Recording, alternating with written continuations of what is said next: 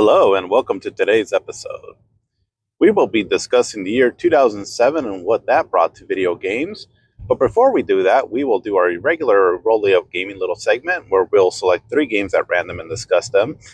If it's a game that I'm aware of, I will give a little mini review on it. Or if it's a game I'm not too familiar with it and it's in the backlog, I'll provide as much information as I can and probably the likelihood of something that if it's something I would look to playing in the future.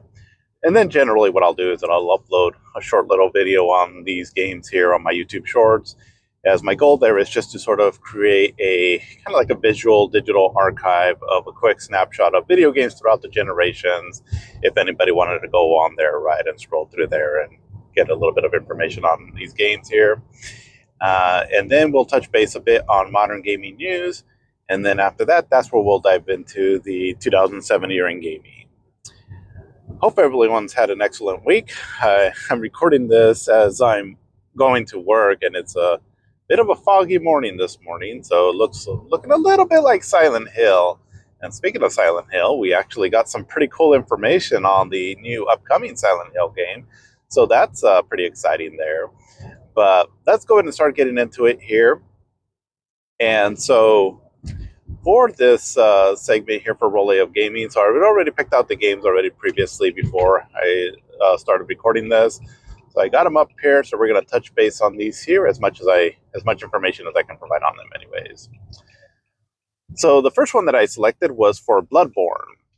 Now this is a favorite, right? I know for people as far as like one of their if not their favorite game on the PlayStation 4.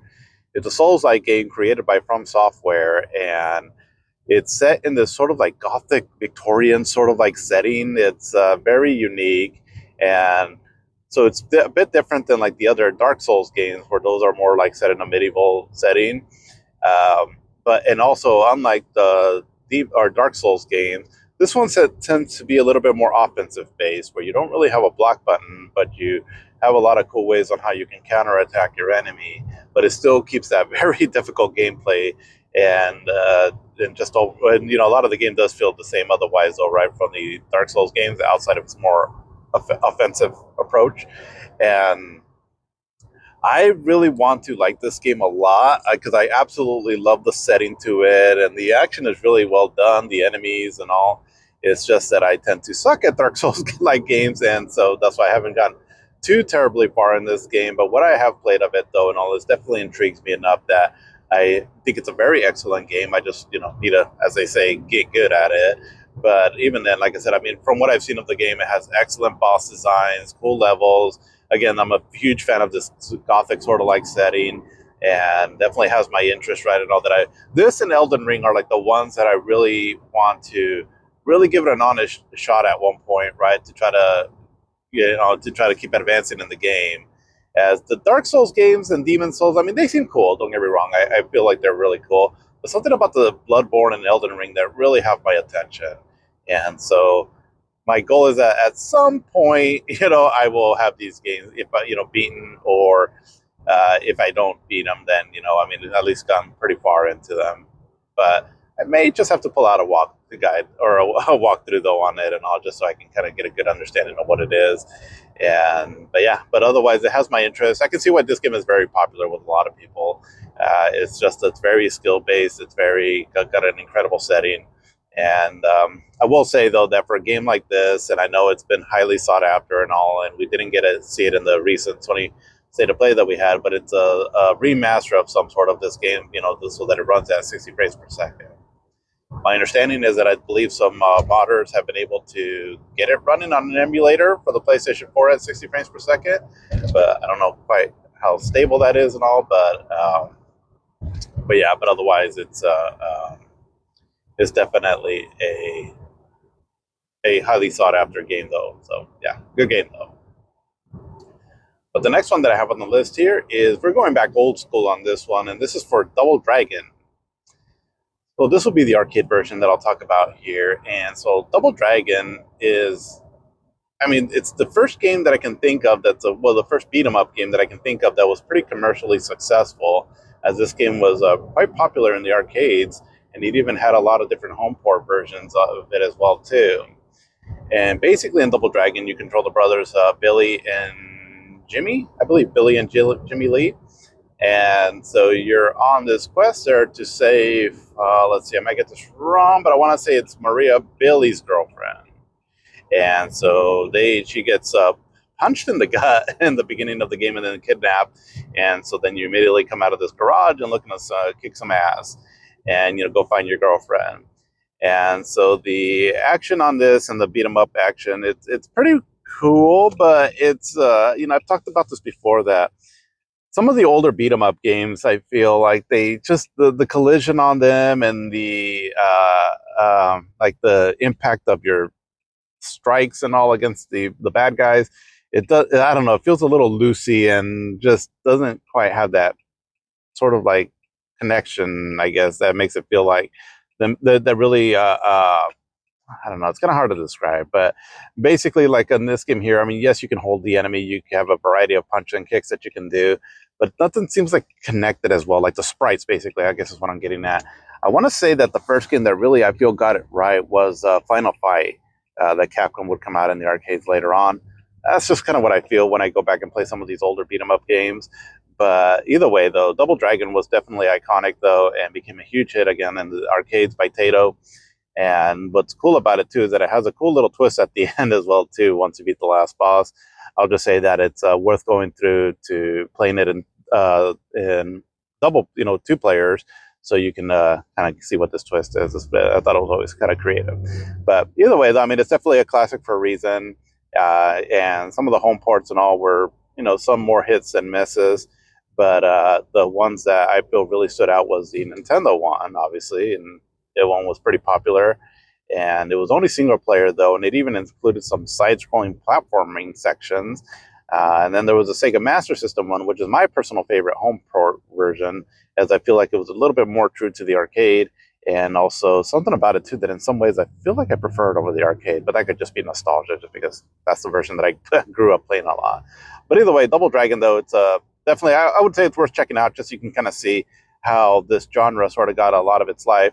There's probably some beat 'em ups before Double Dragon. I can't think of any off the top of my head, but this is the first one that I can think of, though, that for sure had some kind of a cultural and commercially successful impact.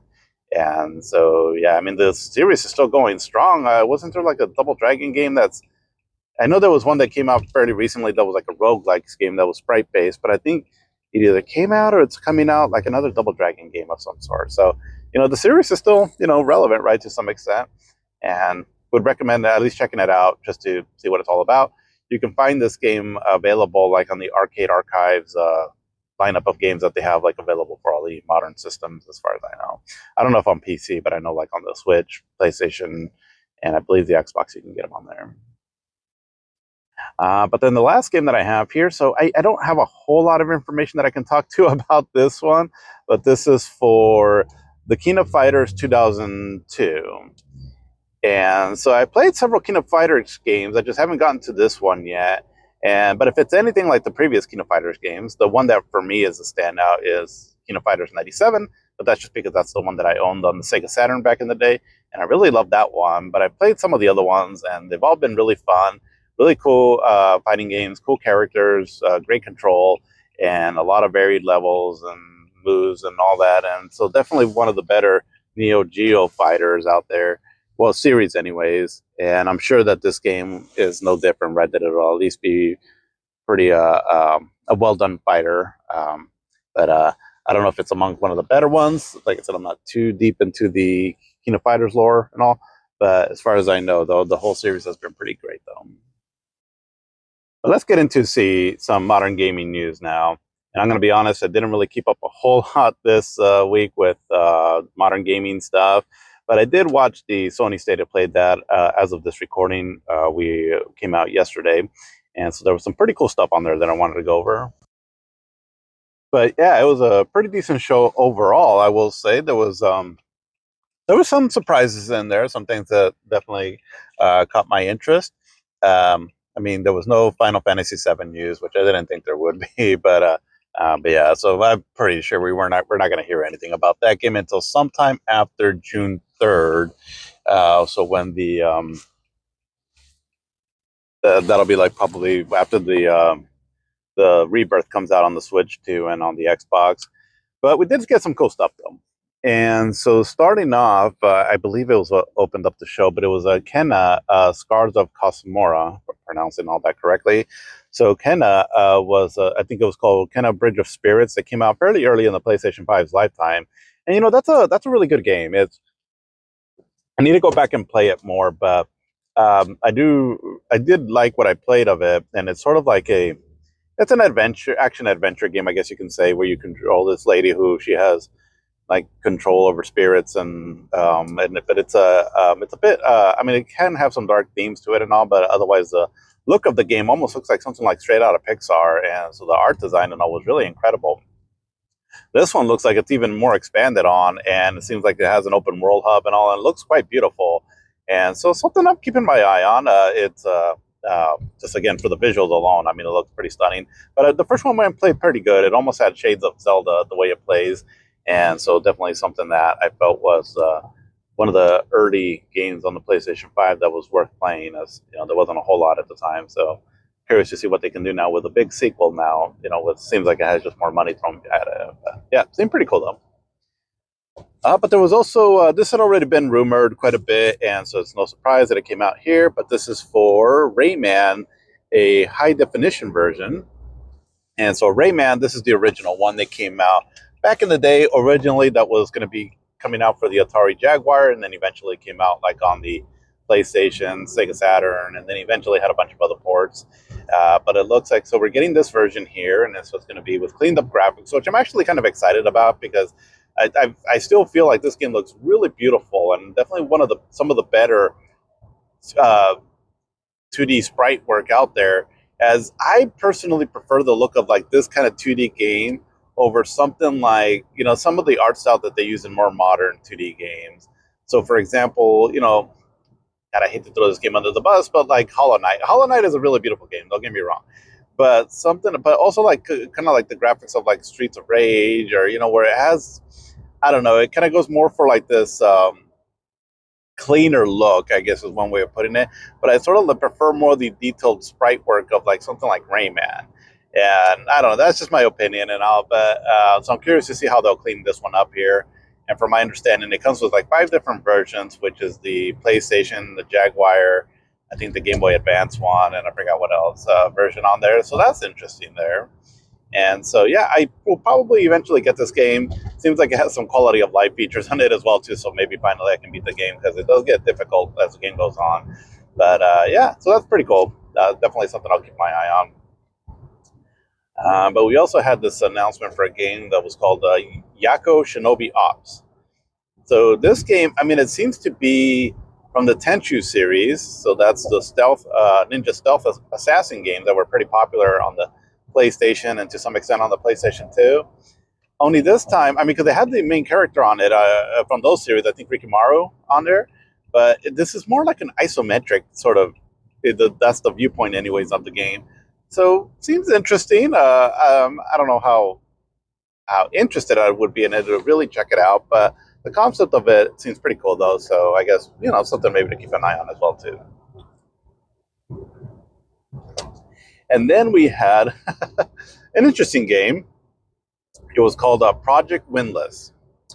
So this seems to be, from what it looks like, so there's a lot of games coming out of China. So I don't know for sure, but I want to say I think this game was probably from a Chinese developer, and it's where it seems kind of Souls-like, but kind of also like Dynasty Warriors-like, a hack and slash action game. But the main character though is a basically juiced up chicken. Rooster of some sort. So at first, when I was looking at it, I was like, "Is this like an enemy in it and all?" But no, that's the main character. You're fighting as a roided up chicken of some sort with the white feathers and all. And so I don't know, it looked a little kind of funny, but at the same time, kind of cool. So it's interesting, right? And it looked like it's kind of bloody too, also. So I don't know. I mean, I guess it'll be interesting. If anything, just the main character alone seems interesting, but want to keep an eye on, I guess. Chicken's been definitely juicing up. But another game that actually caught my interest too, also, this looks actually pretty cool. It's the Star Wars Galactic Racer. So yeah, I mean this looks pretty cool. You get to ride a variety of Star Wars vehicles, and the racing game that kind of like what they did back in the day with the Star Wars Episode One Pod Racer, I think is what it was called. Only this one obviously seems a lot more detailed, a lot more vehicles to ride on, and it seems to cover the whole gamut of like Star Wars movies, from what I understand, and kind of gave me the vibes of like F-Zero meets Burnout. Like I said, I am interested in this. I have to go back and watch the segment to kind of because I wasn't quite catching all that they were talking about the game. But just the graphics alone, it all looked really interesting, and the gameplay looked a lot of fun. So definitely one that I'm keeping my eye on. And as far as I know, they just announced that it was coming out sometime this year in 2026. But yeah, I'm keeping an eye on this one. It looks pretty cool. We also got some more information and a look at the 007 First Light game. I got to say, this game looks a lot like Uncharted, which is not necessarily a bad thing, but a lot like Uncharted. I mean, it's 007, so I'm sure it'll have like a lot of cool references to like the movies and all. But the gameplay alone, right, definitely looks like some of Nathan Drake's outings, and we'll see. I mean, it looks high budget. It looks like they threw a lot of money at it, and so hopefully it plays good and all. And another one that I have my eye on it, but again, with a lot of these games. Definitely, I'm sure that a lot of them will end up being really good, but nothing that really stands out, right? And all that I absolutely have to buy. But they do look cool though, for sure. Again, I'm trying to scale back on a lot of the games that I buy, and all. Otherwise, if it was in previous years, I'd probably be buying all of these. But things have changed. But we did get a remaster announcement for Legacy of Kain: Defiance. So this is coming out with the remaster treatment, kind of like the way the previous two games did. And so that's pretty cool because now it's finishing off this series. I mean, we have like the Blood Omen games and all, but at least the Legacy of Kain games will be complete. And so this one looks like it's doing the same thing as the previous ones did, where you can play it in the original graphics or have like an upscaled version of it as well too. Looks pretty sweet. I'd definitely be curious to play this game, or at least own this game right and off. That way I can have the whole trilogy basically. And this one comes out on the 3rd of March of 2026, so pretty quick turnaround time. But a game that really has my interest, though, this looks pretty cool, is Silent Hill Transmission. Now, a few episodes back, I talked about how they had made an announcement that they're looking on getting at least one Silent Hill game out per year. And so I just discussed a little bit about it. I'm not sure about the prospect of it being a good idea, just because Silent Hill every year, I mean, how much can they keep the series alive and going and keep making it feel fresh? Well, that's still up for debate, right? As we won't know probably for a few years, but I can say that the entry that seems to be coming this year, it looks pretty good. So Silent Hill Transmission, it looks like it takes place in this kind of like a harbor city of some sort. I think in England. Maybe I got that wrong. But you play this guy this guy that seems to be, he washed up on shore, and it's all done. So the game is now in a first-person perspective. And I gotta say, it looks really interesting. I'm check out the trailer for it. It's out online, and it has my interest. Almost feels like a bit of like, kind of like the Resident Evil games, right? Where they went first-person perspective, but also kind of like something like Condemned, a horror game that came out back in the the 360 era. And I mean, while not quite as grotesque and gritty as those games look, at least from what they showed, it still looks really cool. Though, have my eye on this one, and yeah, pretty good stuff. So on that note, there, I'm going to go ahead and talk about this here also because Konami kind of owned this show here. They came through. I was actually excited about a lot of the stuff that they showed, as a lot of my favorite franchises from them made a comeback here. So there was that, right? So we had Silent Hill Transmission, and then they came out with an announcement, something about how this team is working with Konami or something like that to try to get their video game franchises up and going. And so then the first game that they announced was finally we got it, Metal Gear Solid Collection Volume, or Solid Collection, or oh my god, Volume 2 Collection, or whatever the hell it's called. But anyway, I'm so excited that when they announced it, I can't even talk. But basically, this is going to have finally Metal Gear Solid 4 Guns of the Patriots. It's coming to the modern consoles. Somehow seems like they were able to figure it out, right, to get it out of the PlayStation 3. Because if you recall, and I'll talk more about this here as I get into actually next year's episode, or next year, I'm sorry, next week's episode was 2008. But Metal Gear Solid 4, Guns of the Patriot, was a game that was really meant to be developed for the PlayStation 3 because Hideo Kojima and his team, they programmed the game specifically for that console. And so not only because of the extra memory that that console provided, right, to be, like if you're putting it on a Blu-ray disc, but just certain parts of the game, and all to my understanding, was programmed with the cell processors in mind. So I'm sure that's probably caused some challenges in porting this game over. So like, for example, like PlayStation 3 emulation has really come a long ways, and a lot of games are playable now, right, through emulator. But it seems like Metal Gear Solid 4 is still a bit of a difficult game to emulate.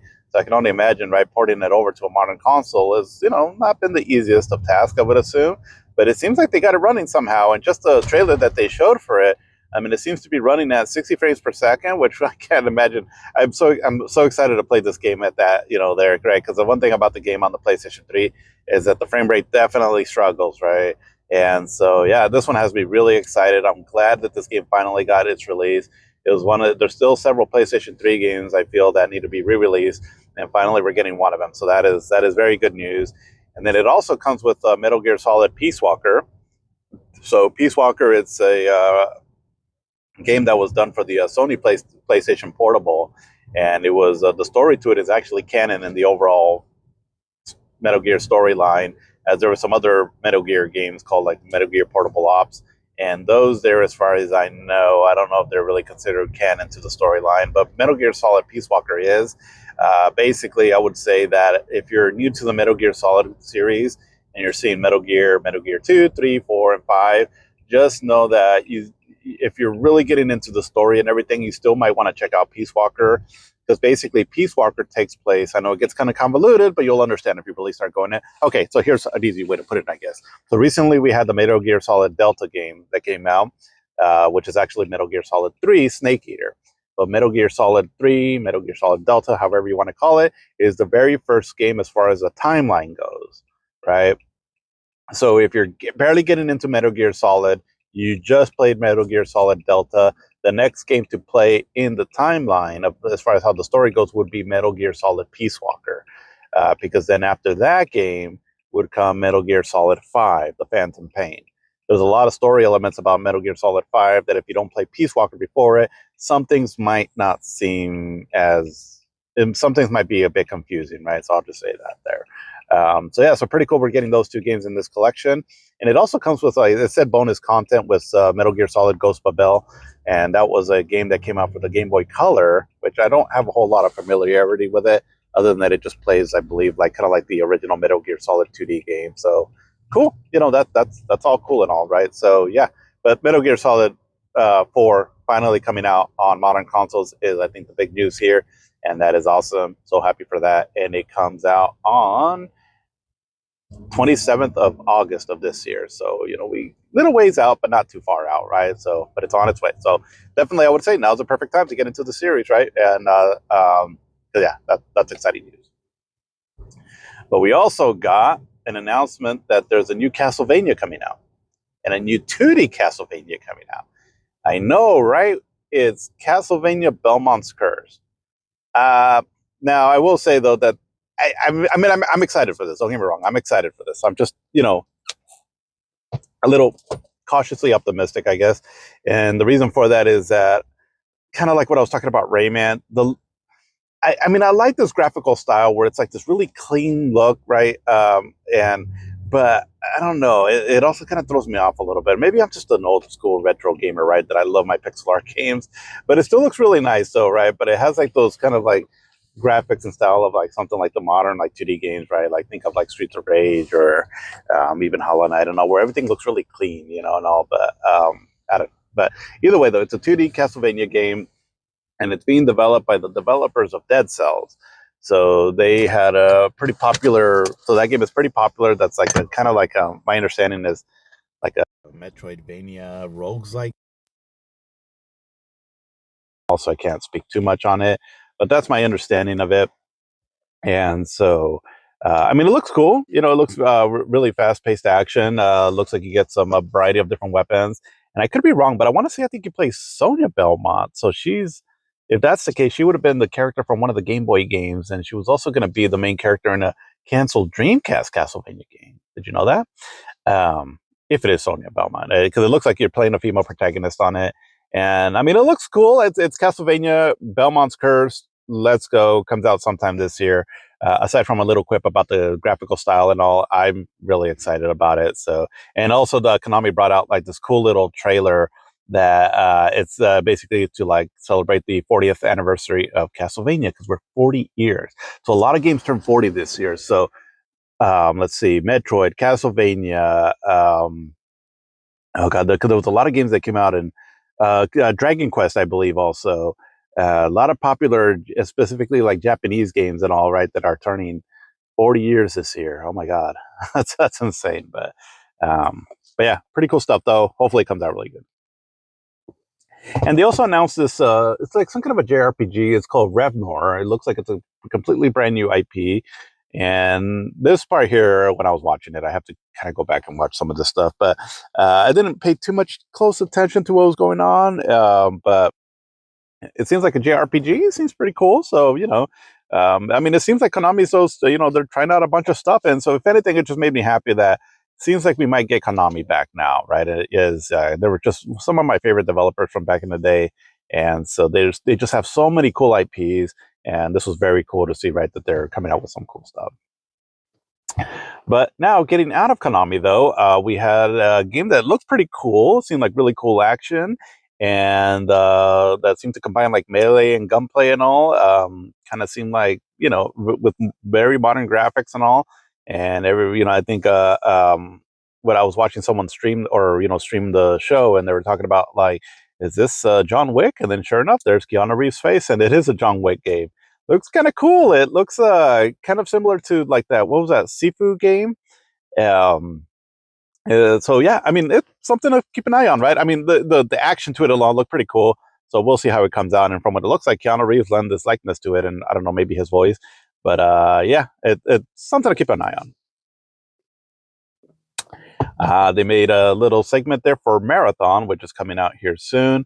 Not something I'm too interested in, but at the very least, I guess for people that are into that, something that to keep an eye on there. But they also announced or made another update for Tokon Marvel, I think what it's called. So that Marvel fighting game created by the people that did the Marvel games. Oh, I'm sorry, not the Marvel game, the Guilty Gear games. And looks cool. I mean, I'm interested in it. I think I saw some people talk about they were able to play like a preview of it of some sort, that the feel of the game feels off, or I don't know for sure. But the look of the game looks amazing, right? I mean, Marvel characters done in an anime style with the graphics of like Guilty Gear, sign me up. I mean, that seems amazing. But I guess just all going to depend on how it plays. But they showed some new characters like Wolverine, so he looks pretty badass. Storm, she looks really cool. And then some other character, I think her name was Magic. I'm not sure. I have no idea who that is. I don't know if she's like an original character or like a Marvel character. But either way, though, the game looks outstanding. I'm cheering for this game. I really want this game to be good. It looks absolutely amazing. And, I'm a big Marvel fan. And I'm not quite as big of a Marvel fan as I am DC, but I really love Marvel, though, a lot. And so this will be cool if you can get a cool original fighting game from them. Comes out on August 6th of 2026. But the big news, though, right, and the way they ended this here, which was pretty cool, is we got our main guy, T.C. Carson's come out. And so if you don't know, he's the actor that did the voice for the original Kratos games back in the day for God of War. And so he came out to make some announcements. So it's cool to see him again. And I mean, I think Christopher Judge does an amazing job for the new God of War games. And, definitely his voice goes really well with that version, right, of Kratos. And so he's done really amazing on that. T.C. Carson's, though, that's our boy, though, right, from back in the day. And it's cool to see him out there. And so he made the announcements, which is pretty cool. So the first announcement that they made was that the God of War trilogy, the original Greek trilogy, is in the works. So so they're remaking it, and it's in the works. He didn't have a whole lot to say on it because he did say, I don't have a whole lot to say on it. It's in development. It's in its early stages. But next time, he said that when they come back, they're going to come out with a lot more information. Honestly, I'm thinking this might not be until 2027 at the earliest, probably even 2028, because it sounds like it's really early in development. They only showed like a quick little like trailer, right? A teaser trailer, and it's just like the title, right? I mean, they really didn't show anything else. But yeah, it's a God of War. So just to emphasize this again, not only the original God of War remake, right? So again, we're talking about the Greek Saga ones, the God of War trilogy. So God of War 1, 2, and 3, those amazing hack and slash games, they're getting a remake of some sort. That is so cool. I'm really excited about that. And so again, it seems like it's still a little far off, right? So then my thought is that if that, because that's still probably going to be a little far off. So then if there is a new God of War game, right? So like in the more newer style and all, that's probably going to still be a little ways off, more even further out. So, we have some waiting to do on that, which, is a bit of a bummer. But he did announce one thing at the very end, though, and which was pretty cool. But the long rumored 2D Metroidvania God of War game was announced. And not only that, it was shadow dropped yesterday. And so it's called God of War Sons of Sparta. And I got to say, it's very different from what I thought it was. I was kind of thinking it was going to be still set in the Greek mythology, a 2.5D game. So kind of like in the likes of like, with polygonal characters only in the 2D, graphical style. But no, it's a 2D game. It's a sprite based game, and it's done by this company called, oh geez, I forgot, Cat Studios. Oh geez, I forgot already. But anyways, I've never heard of them before, but it looks like they got the honors to do this version here, and it takes place though when Kratos was basically like a teenager, and it's very much like the style of it, and also feels very much like 300 because his weapon of choice is like a spear and a shield, at least what he starts off with. And he's got the bald shaved head, and it looks like he's got his brother along with him too. And so when they announced that it was coming out yesterday, I did have to get it. I immediately downloaded it, and I only got to play a little bit yesterday as I was just testing it out really quick. And I mean, it seems pretty cool. Um, I got to be honest, the first impression, and again, I only got about 15 minutes into it, so this is not, definitely not a final take on this game, but it felt a little generic. I mean, the sprite graphics and all that feel pretty cool. The graphics are fairly detailed and all, a little generic though. But I'm still being very optimistic about it. And I didn't really get to explore too much in it and all, right? So, but it definitely does feel like it could be a pretty good Metroidvania. We'll see though. Again, a lot of it is going to come down to on just how varied up they do the controls, how many moves you get, how well done the level design is, and all that, right? And so obviously the game is pretty early, so reviews obviously aren't out there or anything to kind of get a feel of what this game's all about. But I would say that I mean, I don't feel like I regret my purchase, though, right? Because again, I just bought it at an impulse, which is at $29.99, right? So $30 basically, and you know, we'll see. We'll just see.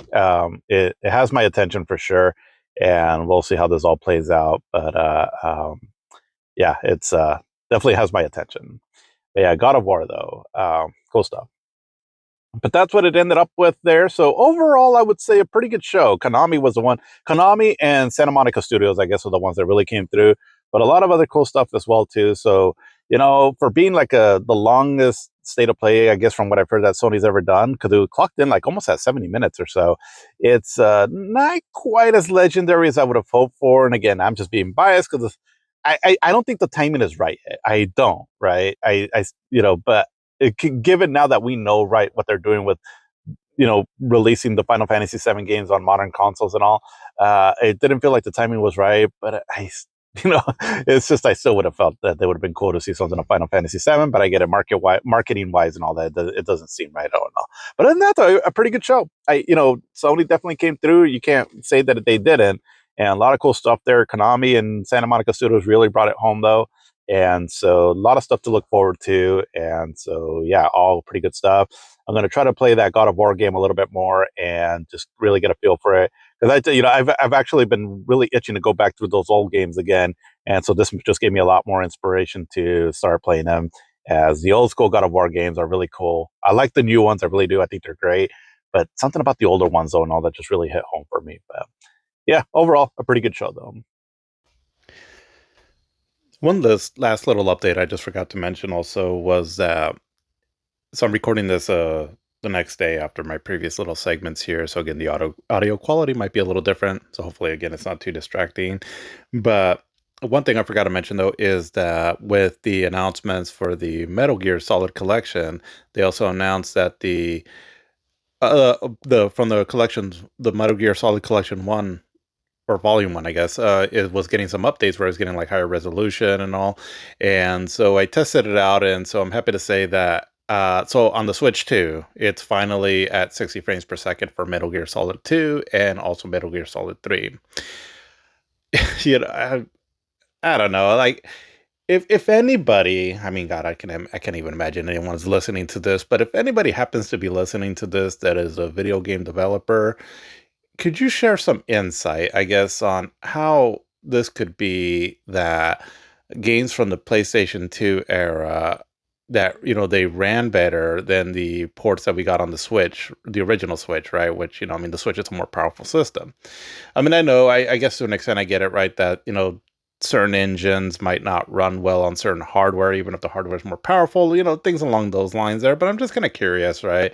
Because it seems a little crazy that ended up being the case. For example, if you're not aware, so Metal Gear Solid 2 on the PlayStation 2, outside of like the cutscenes, but like the main game itself, it ran at 60 frames per second. And I remember back then it was such a smooth playing experience.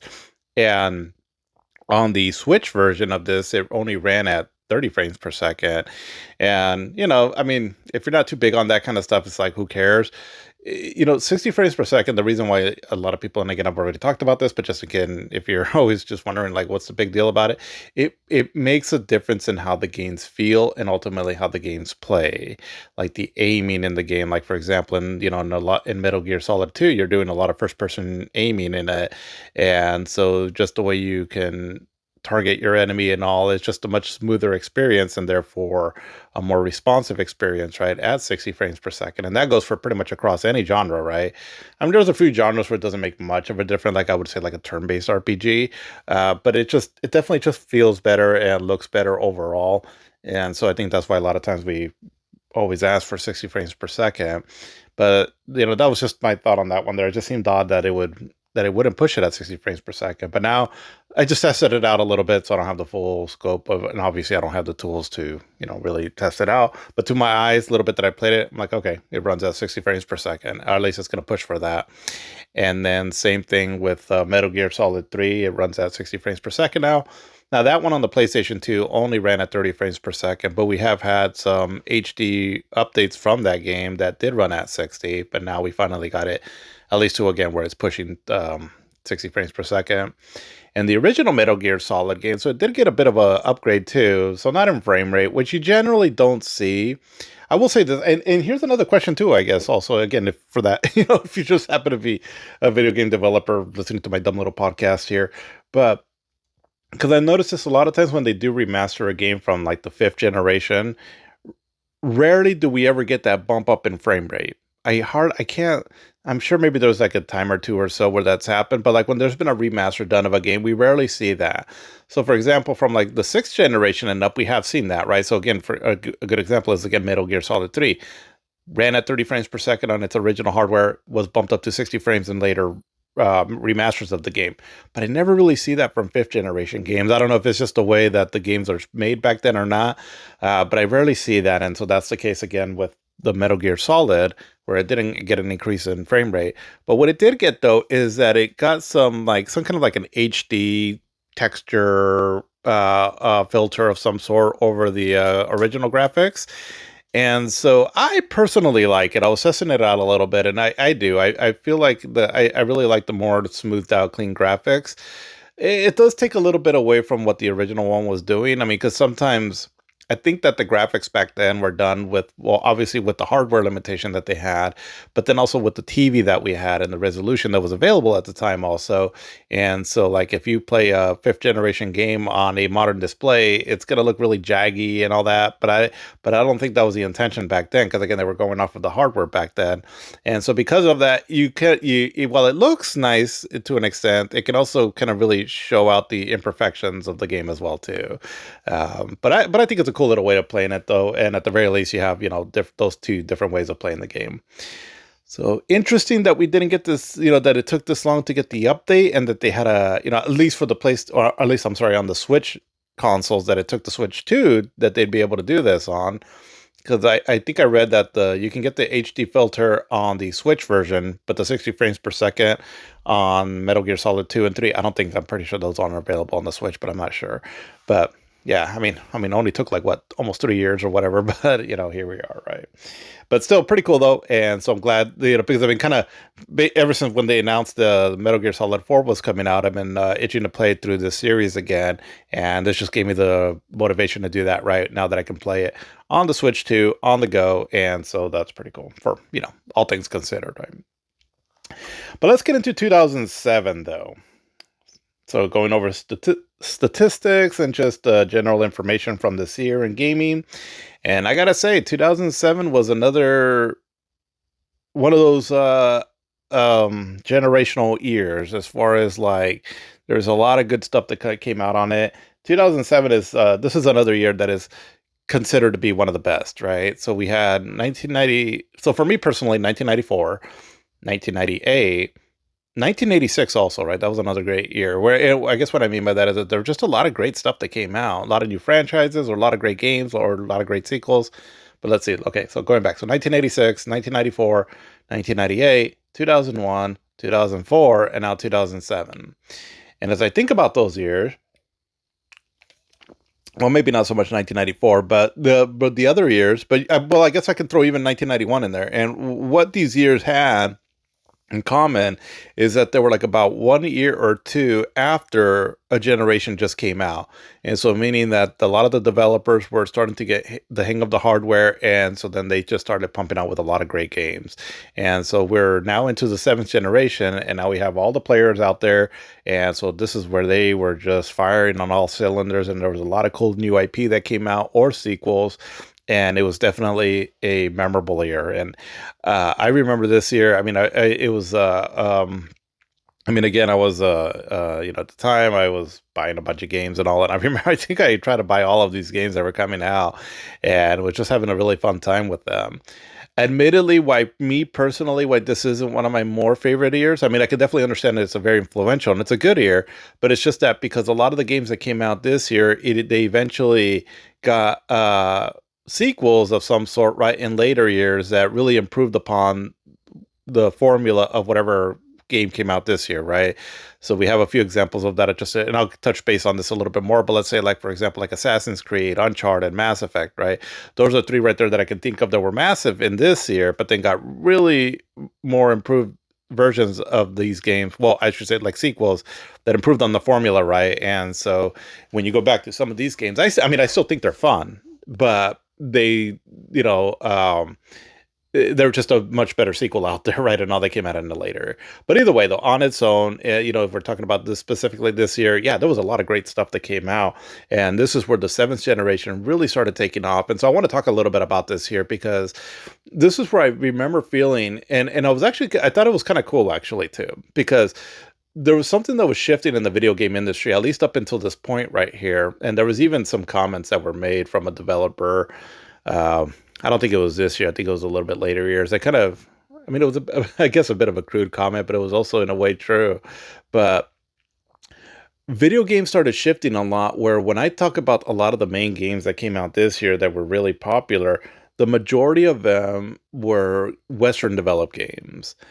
So previously, right, now in the sixth generation, we started getting a lot of Western developers that started doing some pretty good stuff, like Sucker Punch, Naughty Dog, and Insomnia Games, and Rockstar, and Bungie, and so forth, right? But this is the generation, though, where I felt that the majority of the games that were like the big heavy hitters were coming from the West instead of the East, which like Japanese developed games, which was normally the case for many years, right?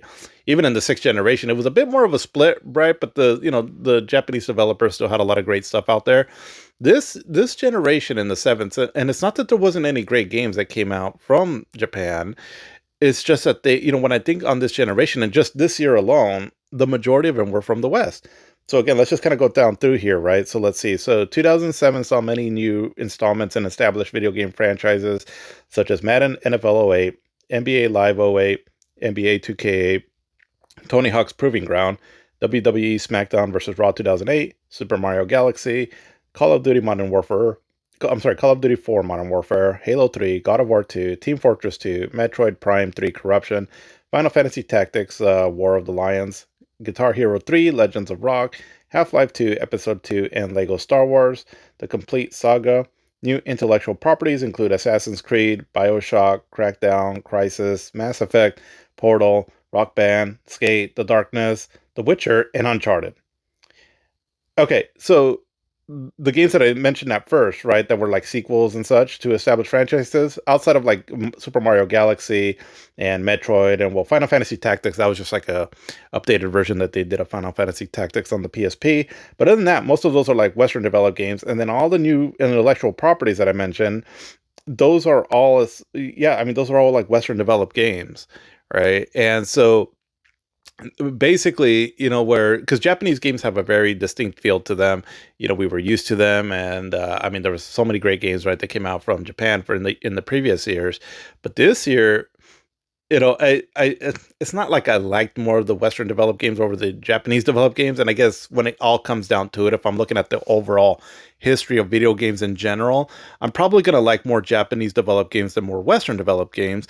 But this year, though, really kind of started like closing the gap, though, on that, right? I mean, like I said, because a lot of these games that I mentioned in here that were Western developed, they also had a lot of great sequels throughout this generation that were all really great as well, too.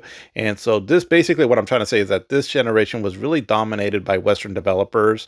And so it definitely gave this generation a different feel, like a different style to it and all that stands out for me because of that.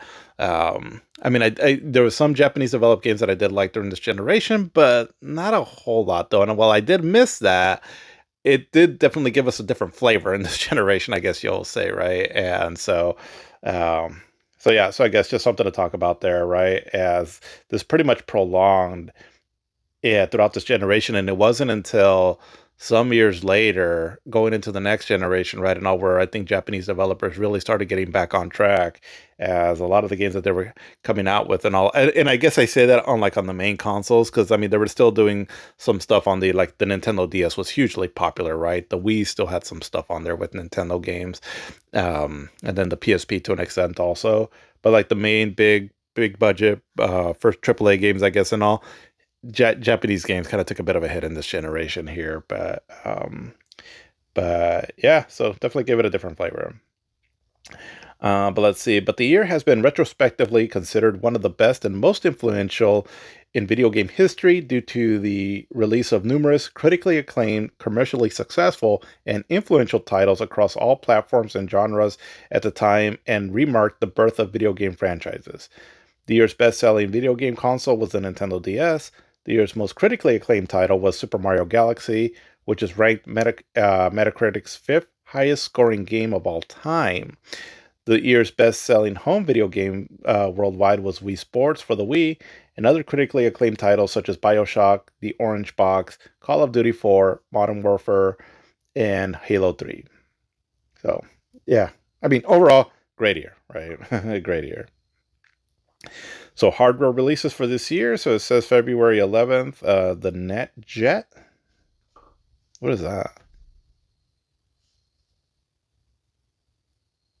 Huh, I've never heard of this. I'll just read a little bit about it. So the NetJet is a Windows PC-based game system introduced by Hasbro under the Tiger Electronics brand in 2007. The game system is a controller that is somewhat similar to design of a PlayStation 2 gamepad. The NetJet controller is plugged into the USB port in a computer and automatically started up. It downloaded games via required internet connection. A dozen featured games could be played on a trial basis or unlocked via plug-in game keys. Oh, is this the where the game key cards originally started, which are essentially jumper blocks? The NetJet came in 7 different color variations. NetJet support officially ended in December 31st of 2009. Well, that didn't last very long.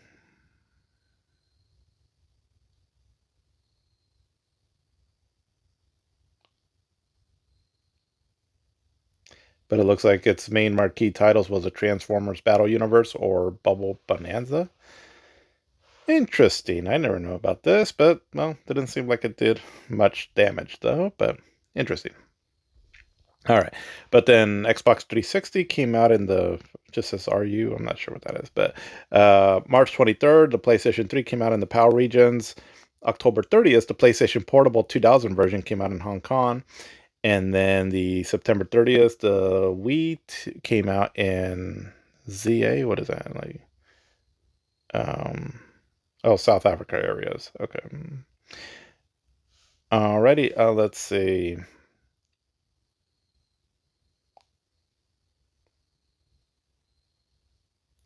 So combined sales of these hardwares. So this is in 2007. So the numbers I'm going to mention here, right, is the combined units sold, right, in all the different regions, which is the mainly Japan, North America, and Europe. So for the DS, it had 24,343,000. The Wii had 14,719,000. The PSP had 9,942,000. The PS2 still hanging in there at 8,850. I'm sorry, 8,586,000. The Xbox 360 at 6,777,000, and the PlayStation 3 at 6,566,000. Wow, so like the Xbox 360 only sold like 257,000 in Japan, but in North America, 4,620,000. So yeah, the main thing about the Xbox 360 where it really dominated as far as like, why it sold so much and all, and for a good stretch of this generation was beating the PlayStation 3 was mainly because of North America, because it didn't really sell that well in Japan, although it did better than the first Xbox, and I had a little bit of a following over there. And then in Europe, I think it sold okay, but in North America was where it was really dominant, though, which makes sense, right? Microsoft, is an American company and all, but let's see. All right, so the best-selling games in the United States. Let's see. So number one. So this is for 2007. So this is units sold. So this one, I like this table here because it breaks it down a little bit more user-friendly for my dumbass. But let's see. So for Halo 3, so it sold 4.82 million units. We Play sold at 4.12 million units. Call of Duty 4 Modern Warfare for the Xbox 360 sold at 3 million units. Guitar Hero 3 Legends of Rock with guitar for the PlayStation 2 sold at 2.72 million. Number 5, Super Mario Galaxy for the Wii sold at 2.52 million. Number 6, Pokemon Diamond for the Nintendo DS sold at 2.48 million. Number 7, Madden NFL 08 for the PlayStation 2 sold 1.9 million. Number 8, Guitar Hero 2 with guitar sold at 1.89 million. Number 9, Assassin's Creed for the Xbox 360 sold at 1.87 million. And number 10, Mario Party 8 for the Wii sold at 1.82 million. Interesting. Let's see what else have we got here for info. Oh, okay. This is kind of cool, actually. I think maybe this one's a little bit different this year just because they just have more data right up until this point. So touch base on this. I think this is interesting. So at this time, so it says, um, okay, so this is the all-time video game sales. So the best-selling games of all time up to this point. Now this is for the United States. So this is the best-selling video games of all time in the USA as of September 25th of 2007. Note, this list only includes games that were released after NPD started tracking video game sales data in 1995. Which I don't think any game that came out prior to that. I mean, maybe Super Mario Brothers 3 would have cracked this anyways. But still interesting though. Let's see. So at this time, so the best-selling video games, um, Grand Theft Auto San Andreas sold at 8.6 million. Madden NFL 2007 sold at 7.4 million. Grand Theft Auto Vice City sold at 6.8 million. Madden NFL 2006 sold at 6.5 million. Halo 2 sold at 6.3 million. That was actually really impressive for on the Xbox, right? But Namco Museum sold at 6.2 million. Super Mario 64 at 6 million. Madden NFL 2005 at 5.9 million. Grand Theft Auto 3 at 5.7 million. And Tony Hawk's Pro Skater 2 at 5.3 million. Well, actually, maybe Super Mario Brothers would have probably cracked that, right? Because didn't I say in a previous episode how much that game sold too? I don't know. But anyway, that's just according to that. Well, according to, I guess, data that was released by the MPD, But anyway, that's all interesting. So game of the year for this year, right? So this table is kind of like all over the place, right? On what would have won game of the year. But let's see. So the games, yeah, okay. So so there was a few games here, but it would have been like either BioShock, Call of Duty 4 Modern Warfare, or Portal for looks like a lot of different publications here. I would say also, I want to say that I think I remember. I mean, I remember Super Mario Galaxy was really well received as well too. I mean, it was definitely the most critically acclaimed game this year overall. With the Metacritic is at 97 over 100. But yeah, let's see. Okay, so events here. So on March 14th, Microsoft announces gains for Windows Live, a version of Xbox Live for the Windows platform. The service launched on May 8th. Okay, March 19th, so Justin TV, a website designed specifically for streaming video games, is launched. Huh, interesting. March 27th, Microsoft announces the Xbox 360 Elite. The revision comes with a bigger hard drive and the ability to output HDMI, which that was a big deal. April 11th, Sony announces that they are discontinuing the 20 gigabyte PlayStation 3 SKU, one of two SKUs available at the system's launch, leaving only the 60 gigabyte SKU available for consumer purchase. I was roughly around the time that I got the PlayStation 3. I'm pretty sure I got I got like because I remember I got it in the spring of 2007, and I want to say that's just a soda, by the way, that I'm cracking open, not a beer. But I think it was around April. And I want to say I think I got the 60 gigabyte SKU on it, so maybe that was a version that I got there. Let's see, June 27th. So Nintendo announces the WiiWare, a service similar to Xbox Live Arcade, and allows developers to release original downloadable games for the Wii. Previously, the only downloadable games available on the Wii had been limited to its virtual console service. So yeah, so basically this is a service here where where you can download some original games from the Wii, right? So indie titles, basically. There was a handful of cool stuff that I remember playing on the WiiWare, like World of Goo, and then the Contra and Castlevania Rebirth games. July 5th, after an outpouring of complaints over the faulty Xbox 360 hardware, Microsoft announces an extension for the Xbox 360 warranty that applies retroactively to all consumers who have purchased the console since launch. Let's touch base on this here because this was huge. Okay. So got some stuff that I wanted to read here. Because I think this is important. Um, it was it's interesting the history behind this. So if you weren't around for this generation, you might have still heard about the Red Ring of Death, right, from the Xbox 360 console. So let's go over this here. So basically, so the three red lights representing a general error requiring service of the console or power adapter, nicknamed the Red Ring of Death. So yeah, so again on the Xbox console, I kind of touched base on this last episode, but you have the big white button that has like the power symbol on it, and then around it though has like these four LED lights, and so each LED light, like if it was green, it represented like how many controllers were hooked up to the or connected to the system. You can have up to 4 controllers, right? So if you have only one controller, one green LED light, 2 controllers, 2 LED lights, and so forth, right? But it could also signify if something's wrong with the system, right? And depending on how many of those lights were lit up, it meant something was wrong with your system, right? Like a certain something.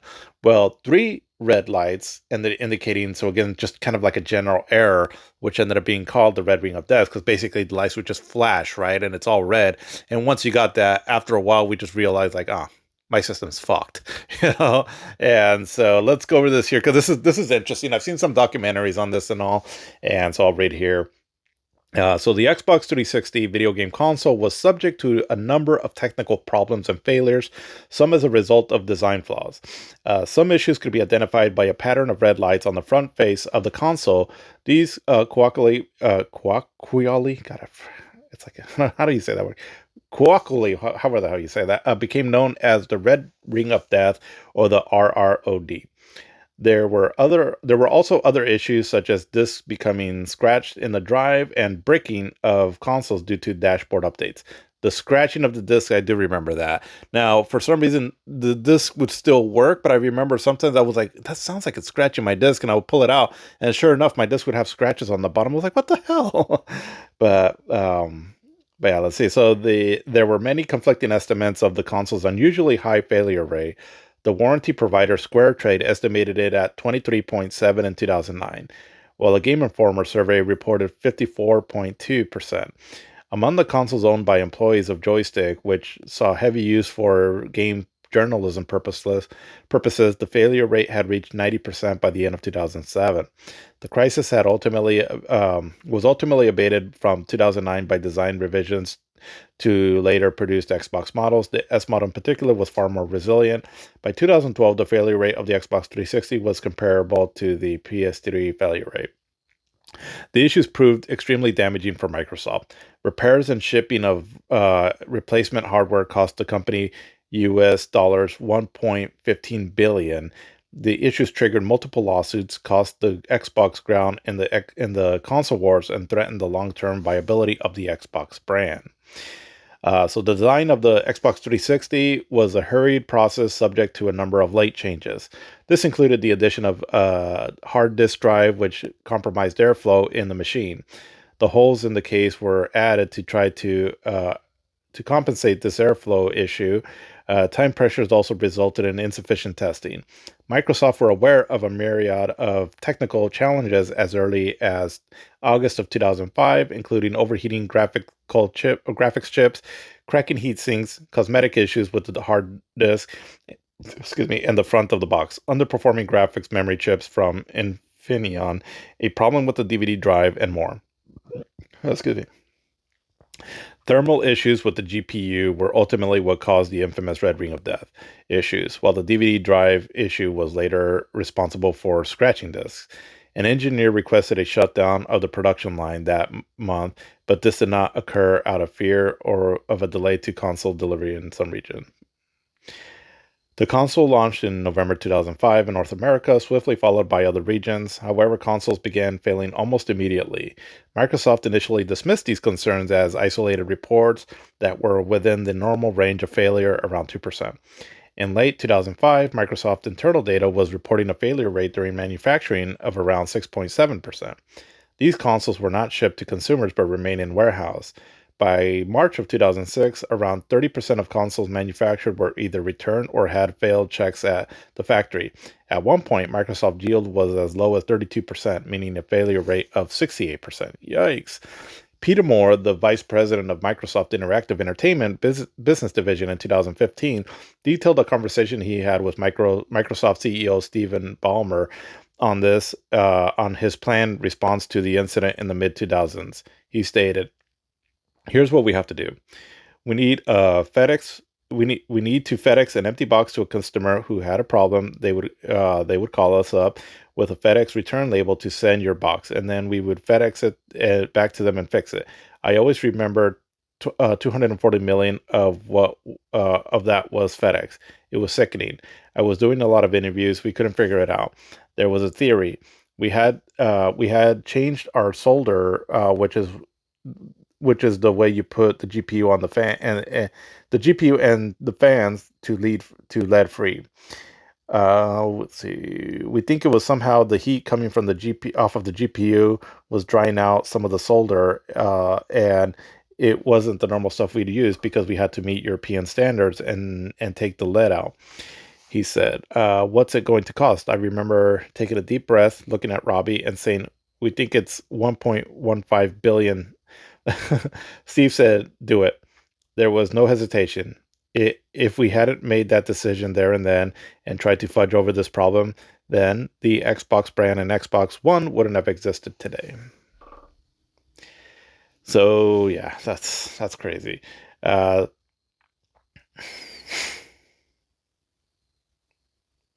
Let's see. So in July 2007, Moore published an open letter recognizing the console's problems, as well as announcing a 3-year warranty from the original date of purchase for every Xbox 360 console that experienced a general hardware failure, hence the Red Ring of Death issue.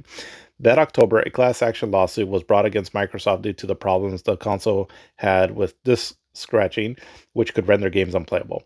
The case was lengthy and worked out through the court system over the following decade, with litigation focusing on the validity of class certification. In 2017, the matter was decided by the United States Supreme Court in Microsoft Court versus Baker, which settled in favor of Microsoft. Huh. During the Game Developers Conference in February of 2008, Microsoft announced that the failure rate had dropped, but did not mention any specifics. The same month, electronics warranty provider SquareTrade published an estimation of, say, 1,040 Xbox 360s and said that they suffered from a failure rate of 16.4. Of the 171 failures, 60% were general due to hardware failures and thus fell under the 3-year extended warranty.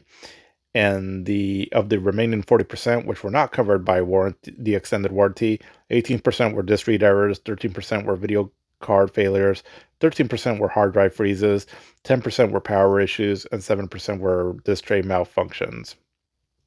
SquareTrade also stated that its estimates are likely significantly lower than reality due to the time span of the sample, 6 to 10 months, and eventual failure of many consoles did not occur within the same time span, and the fact that most owners did not deal with SquareTrade and had their consoles repaired directly through Microsoft via the extended Red Ring of Death warranty.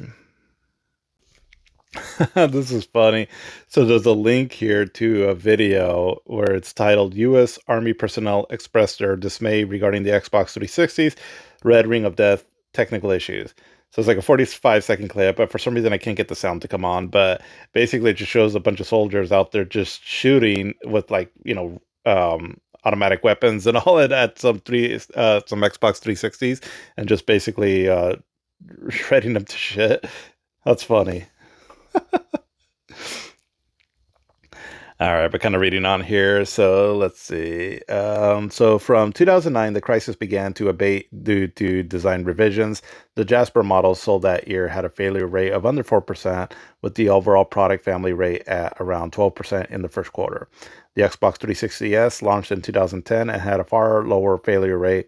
The S models did not include segmented outer ring lights like the launch model and were not included in the extended warranty. The 360 family as a whole was discontinued in 2016, but Microsoft continued to offer repairs for a time after that.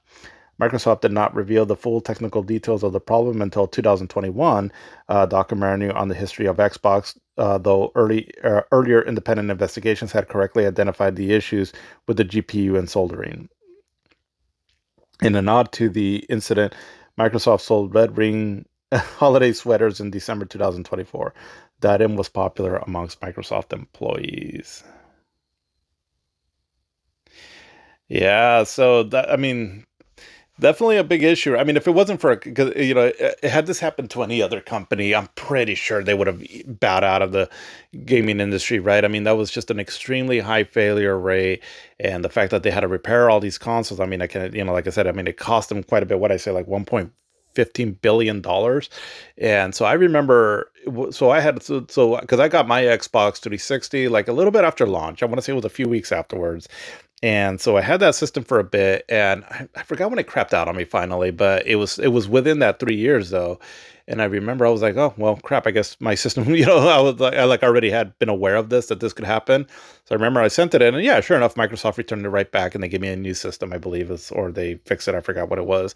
But then I want to say I think that next system failed again at some point, and it was still within the warranty window. Because I could be wrong on that, but that's like a core memory that's kind of fading, I guess, that because I'm pretty sure I went through two of them, because I just recall being a bit frustrated with the whole thing. But then eventually when the new model came out, so the one they're talking about there, the Xbox 360S, that's the one that I got eventually, and that one worked perfect for me. I never had an issue with that one. I love the design to it, and it was great overall. But yeah, that was a pretty big deal there. I mean, definitely, I'm sure the industry overall might have learned a thing or two from that, right? That, I mean, they were just rushing out the door to get these systems out, but definitely looks like it probably could have used a little bit more time in the Q&A testing, right? But yeah, interesting stuff that happened though, that started in this year. But going on though with events though that continued on in this year. So in July 11th to the 13th, so the 11th E3 is held at several hotels and the Barker Hangar in Santa Monica, California, United States. August 23rd to the 26th, the Leipzig Games Developer Convention in Leipzig, Germany. I don't know if I'm saying that right. But in August 24th to the 26th, the Penny Arcade Expo at the Washington State Convention and Trade Center in Seattle, Washington is held. August 29th, Nokia reveals plans to revive its failing N-Gage brand in November. However, this time the line will not be a console, but rather service players can download onto Nokia phones and PCs. Huh, interesting. September 20th to the 23rd, Tokyo Game Show at the Makahuri Messi International Convention Complex in Mihamaku, Chiba, Japan. Let's see, in September 26th, so Activision buys Bizarre Creations, developer of the Project Gotham Racing series. Great racing series. September 20th to the 28th to the 30th, so Digital Life at New York's Jacob K. Javits Convention Center in New York City. October 5th, Bungie announces its split with Microsoft to become an independent studio. October 11th, Electronic Arts announces plans to buy VG Holding Corp., which owns both Pandemic Studios and BioWare, effectively making both companies subsidiaries. October 18th to the 20th, so E for All Expo at the Los Angeles Convention Center in Los Angeles, California is held. November 2nd to the 4th, Video Game Expo or VGXPO at the Pennsylvania Convention Center in Philadelphia, Pennsylvania is held. November 6th, EA closes down its EA Chicago studios. November 27th to the 28th, Montreal Games Summit at the Palais des Congrès International Convention. And then on December 9th, the 2007 Spike Video Game Awards are held. Yep, so it had some stuff that happened this year. Video games are just, becoming more popular than ever. And so let's start looking at some actual games themselves. So once again, I'm probably going to miss a lot of stuff here when it comes to like the handheld market. And like I said, right, I just wasn't too familiar with that there also. So, just don't have too much information to give on that. But the sixth generation still had a few hits though. Again, mainly from the PlayStation 2. But we had the RPG Rogue Galaxy, which I'm actually really interested in checking this game out. What I've seen of it, and I remember I played it a bit back in the day, and it looks really incredible. It seems like it plays really well too, also. But the game came out, I don't know, maybe like it might have been like 2 years prior to this, but it came out in North America though in January of 2007. So we finally got it over here in the States in this year. We also had the really gorgeous looking Odin Sphere. Vanillaware. This is the first time I got introduced to a Vanillaware game, and their 2D artwork is just incredible. Excuse me, and the game is just gorgeous to look at. Definitely showed that 2D gaming can still look amazing. But then we also got the excellent sequel to the first God of War, and with God of War 2. Absolutely love this game. I mean, God of War 1, 2, and 3 are just amazing, right? I almost hold all of them to the same, level of like, how much I like him. And yeah, I mean, on the PlayStation 2, but I remember I still had a blast playing this right in between all the other 7th generation games I was trying to play this year. Amazing game. It's basically your Kratos still, you're, doing your thing, wrecking shit up everywhere. And, with the Greek gods and all, only this time you take on Zeus, and the game still opens up in a grand fashion, right? So started the tradition of like where every God of War game was just opening up in like this crazy epic opening scene. And this time you take on the Colossus of Rhodes, and as he kind of, hunts you down throughout the whole level, right? Well, I would say like the first 30 minutes or so of the game. Absolutely incredible. I really love this game. Just even talking about it right now, I just want to go back and just hack and slash my way through a bunch of demons and Greek gods and things like that. But yeah, that's pretty cool though. We also got Guitar Hero 3 Legends of Rock, which I believe this one came out on the PlayStation 2, and then I think also like on the Xbox 360. And so yeah, just kind of continued on the tradition of these games here, right? With the whole plastic guitars and all. And With we also got another newcomer though, Rock Band, and this one I believe only came out on the next generation systems like the Xbox 360 and I think maybe the PlayStation 3, possibly the Wii. I don't recall. But with these games here, it's so kind of took what Guitar Hero was doing. Only now instead of just giving you the guitar, you would get a guitar, you would get the drum set, and also I believe a microphone. And so now it became like a multiplayer experience, right? Where one person can do this and then the other person could do that, play a different instrument. And I gotta say, there was a few parties that I went to back in the day that was just a lot of fun. Yeah, I mean, these games were like the perfect party game. I mean, it got to the point where I just remember going to some people's houses back in the day, right? And just hanging out at a party or just a get together and all that. And you would almost always see like the plastic instruments just kind of stashed over in a corner. And then eventually somebody would start playing, and then eventually like there'd be like a crowd wanting to play it. And with Rock Band, I remember I remember one fun evening we had. I was over at a friend's house, and he had a get together, and so we're just there partying. And so I ended up becoming the singer on it, and I was actually doing really good because it's not like you have to be a good singer, because Lord knows I'm horrible.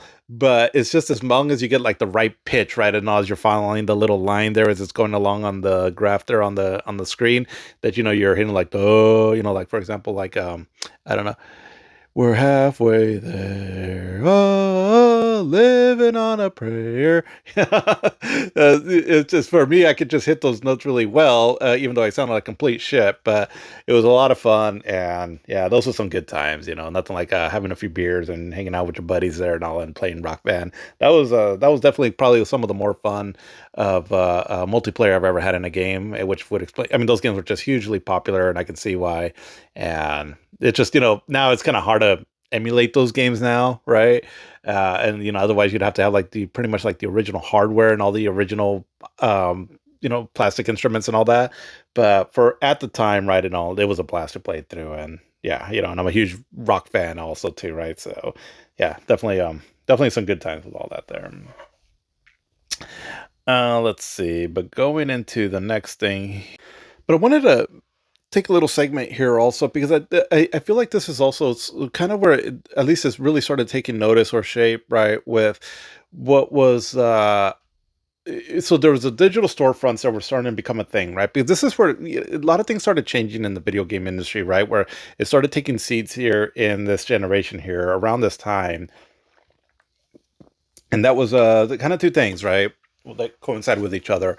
So there was the online storefronts, right? So there was the Xbox Live Arcade, and then for the PlayStation, it was a PlayStation Network. And so where you can log in, and it had a digital store, right, where you can buy some games. So that's one thing there, right? Like as far as like the thought of like purchasing a game digitally, uh, as opposed to just, going out and getting a physical copy. The other thing, though, also because this allowed like the rise of like a lot of independent games, because now developers can put their games on this service, fairly small scale games, but that became hugely successful. So I wanted to read a bit of information that I came across on this here, right, just to provide some feedback on it, because again, a lot of this it started changing the industry as far as like not only the kind of games that could be developed, but also to how games were being distributed as well too. At the time, I mean, it seemed very convenient, right, to download your game. Instead of just going out buying a game, physically. Well, it wasn't until a little bit later, probably, where we started realizing, like, wait a minute, if we do this, how much ownership do we have over that game, which is still an ongoing issue, right? And this is sort of where it started taking shape, right? So let's just go over a little bit of this here. So the Xbox Live Arcade. So this is according to a quick search I did here on Skynet.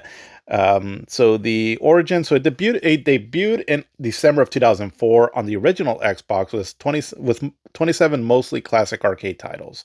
But then during the Xbox 360, it became a cornerstone of the Xbox 360 with mandatory high-speed internet, allowing for larger original titles and influential releases like Geometry War and Castle Crashers.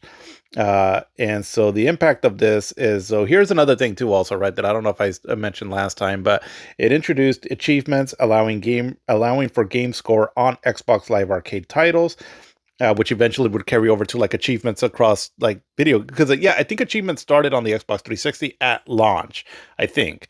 But basically what it is, we all know it now, right? We all take it for granted now, but basically it was where a video game would be programmed with certain achievements that you can unlock. So, for example, you beat the first level, right? You get an achievement, and eventually and then, if it was just sort of like a bragging rights, right? Where if you get all the achievements in the game, it's like you 100% of the game, right? Where that term kind of started coming out to be more relevant. And then also you had like a gamer score, right? That kind of tracked all of your overall points. So sort of like bragging rights too, also, which people could see that online and all on, can basically show like how much of a geek you are, right? On how many games you play. And not only that, how much you complete through them. And so it's pretty cool stuff. And for a lot of people, this became like an addiction, right? Just to try to 100% the game because, like just trying to get all the achievements in a game and all. I'm personally not too much one like that, but I can see how that can be very a big lure to a lot of people, right? To try to do that. Like I know with other things in life, I do like to kind of finish the checklist of things to do, and so I can see it like in a video game format, right? I never ended up getting addicted to that, but I can definitely see how that can get people really hooked on a game. Um, and so this is sort of where it started here. And so then eventually, so like I said, right. So first it was just like regular games, right? Like, arcade classics and all like smaller scale games. But then they moved away more from that to digital. So to digital first, highly ambitious titles like Trials HD and Braid. Braid, I remember being one of the first like really truly big successful independent games that came out. I mean, there was previous ones before it, right? I just remember Braid was kind of like a turning point when it came out, which is it's like a 2D platformer that you can control time and all. I've actually never played it, but I remember it being a big deal. But like I mentioned before, though, right, and all, it's like how much ownership do you have over these games? Because the Xbox 360 storefront, including Xbox Live Arcade, was discontinued on July 29th of 2024. So a lot of these games are still backwards compatible with the new Xbox systems, but the concern is like, are they going to continue to be backwards compatible throughout all the generations of Xbox, however much that is, right? I mean, Xbox are, well, Xbox is Xbox nowadays, so we'll get to that when I get into the more recent years. But that started becoming a concern, right? Because now eventually we started learning, yeah, these storefronts are closing, right? And so how much access do you have to your stuff still? Um, but then the PlayStation Network, so a little bit on this here. So it launched in November of 2006 to accompany the PlayStation 3, initially supporting PlayStation 3 and PSP. So it competed directly with the Xbox Live Arcade by offering a similar mix of indie titles, downloadables, and classic PlayStation 1 games, and so eventually expanded beyond consoles to include web, mobile, and smart TVs.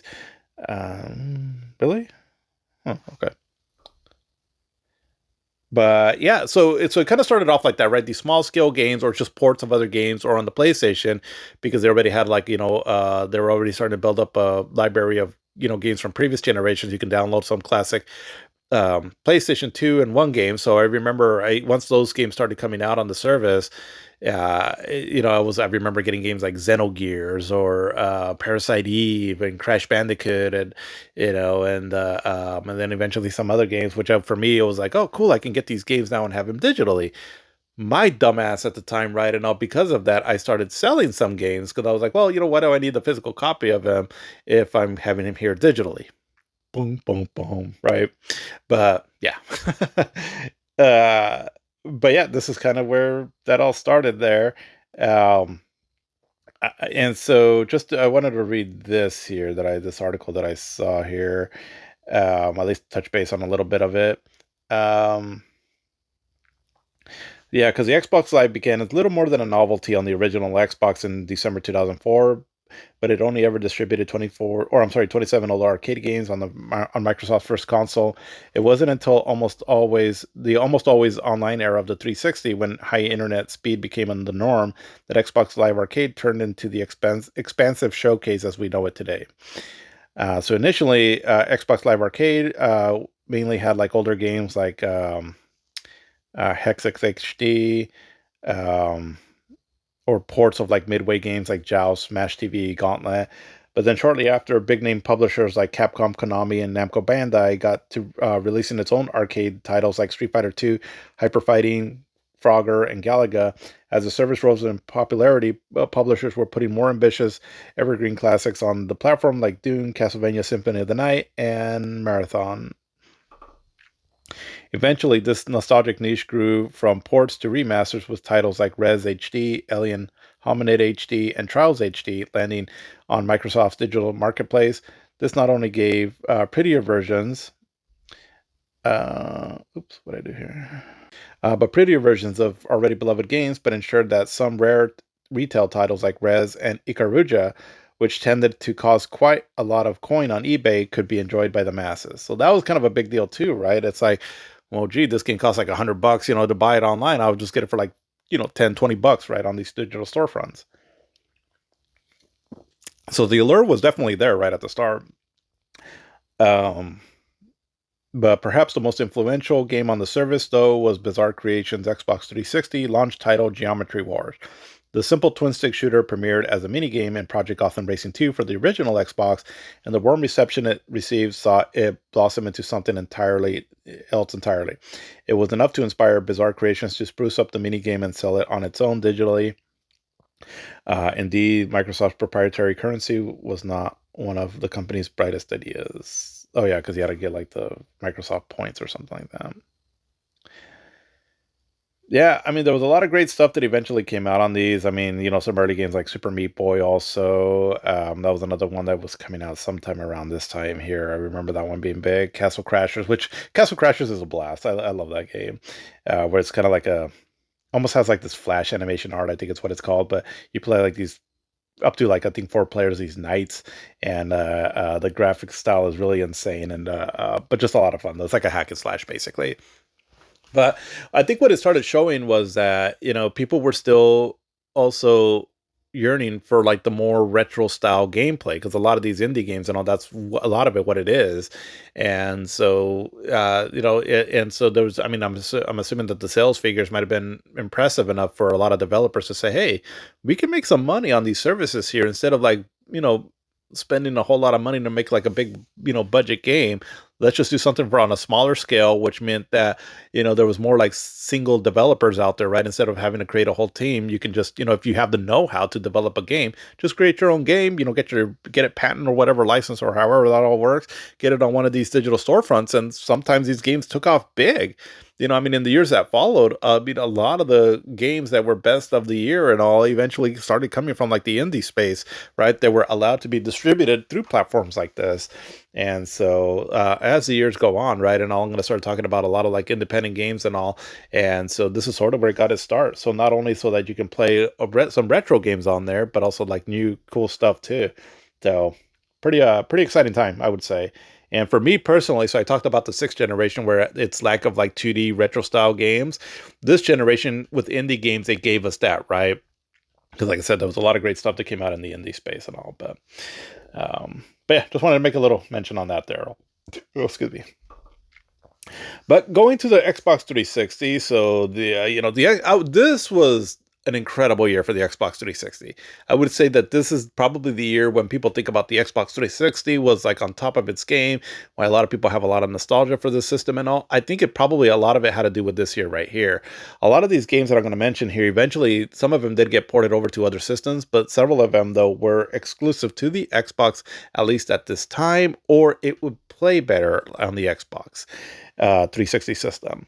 So going over some of these here. So starting off with the Elder Scrolls 4 Shivering Isles. So this was, I mean, I'm sure there was other examples of this in previous years, but as far as I know, this was probably the biggest. I mean, like I said, I don't know for sure, but it felt like it was the biggest DLC that had come out for a game, because I remember the Shivering Isles, it's a pretty expansive DLC for the original Oblivion game. And I remember when I downloaded this, no, I'm sorry, I didn't download it. I got this on the PlayStation 3, but when I got the Elder Scrolls Oblivion, yeah, because I bought it eventually on the PlayStation 3 with the Shivering Isles expansion on it. And I just remember I was like, wow, this is like almost like a whole new game, and it blew my mind, right? I was like, so this DLC stuff is pretty cool, huh?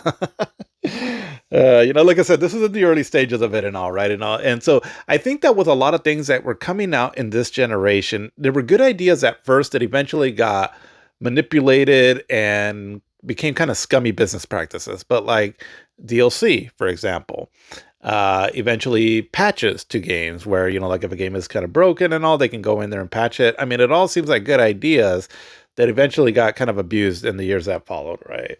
But I just remember being blown away by that. That I was like, this is like a whole new game. Like this is awesome, right? You just pay a small amount and you get this whole extra part of a game that you already love. Um, but yeah. Let's see. But another game that came out too also was Tomb Raider Anniversary, and so this is a remake of the original Tomb Raider game.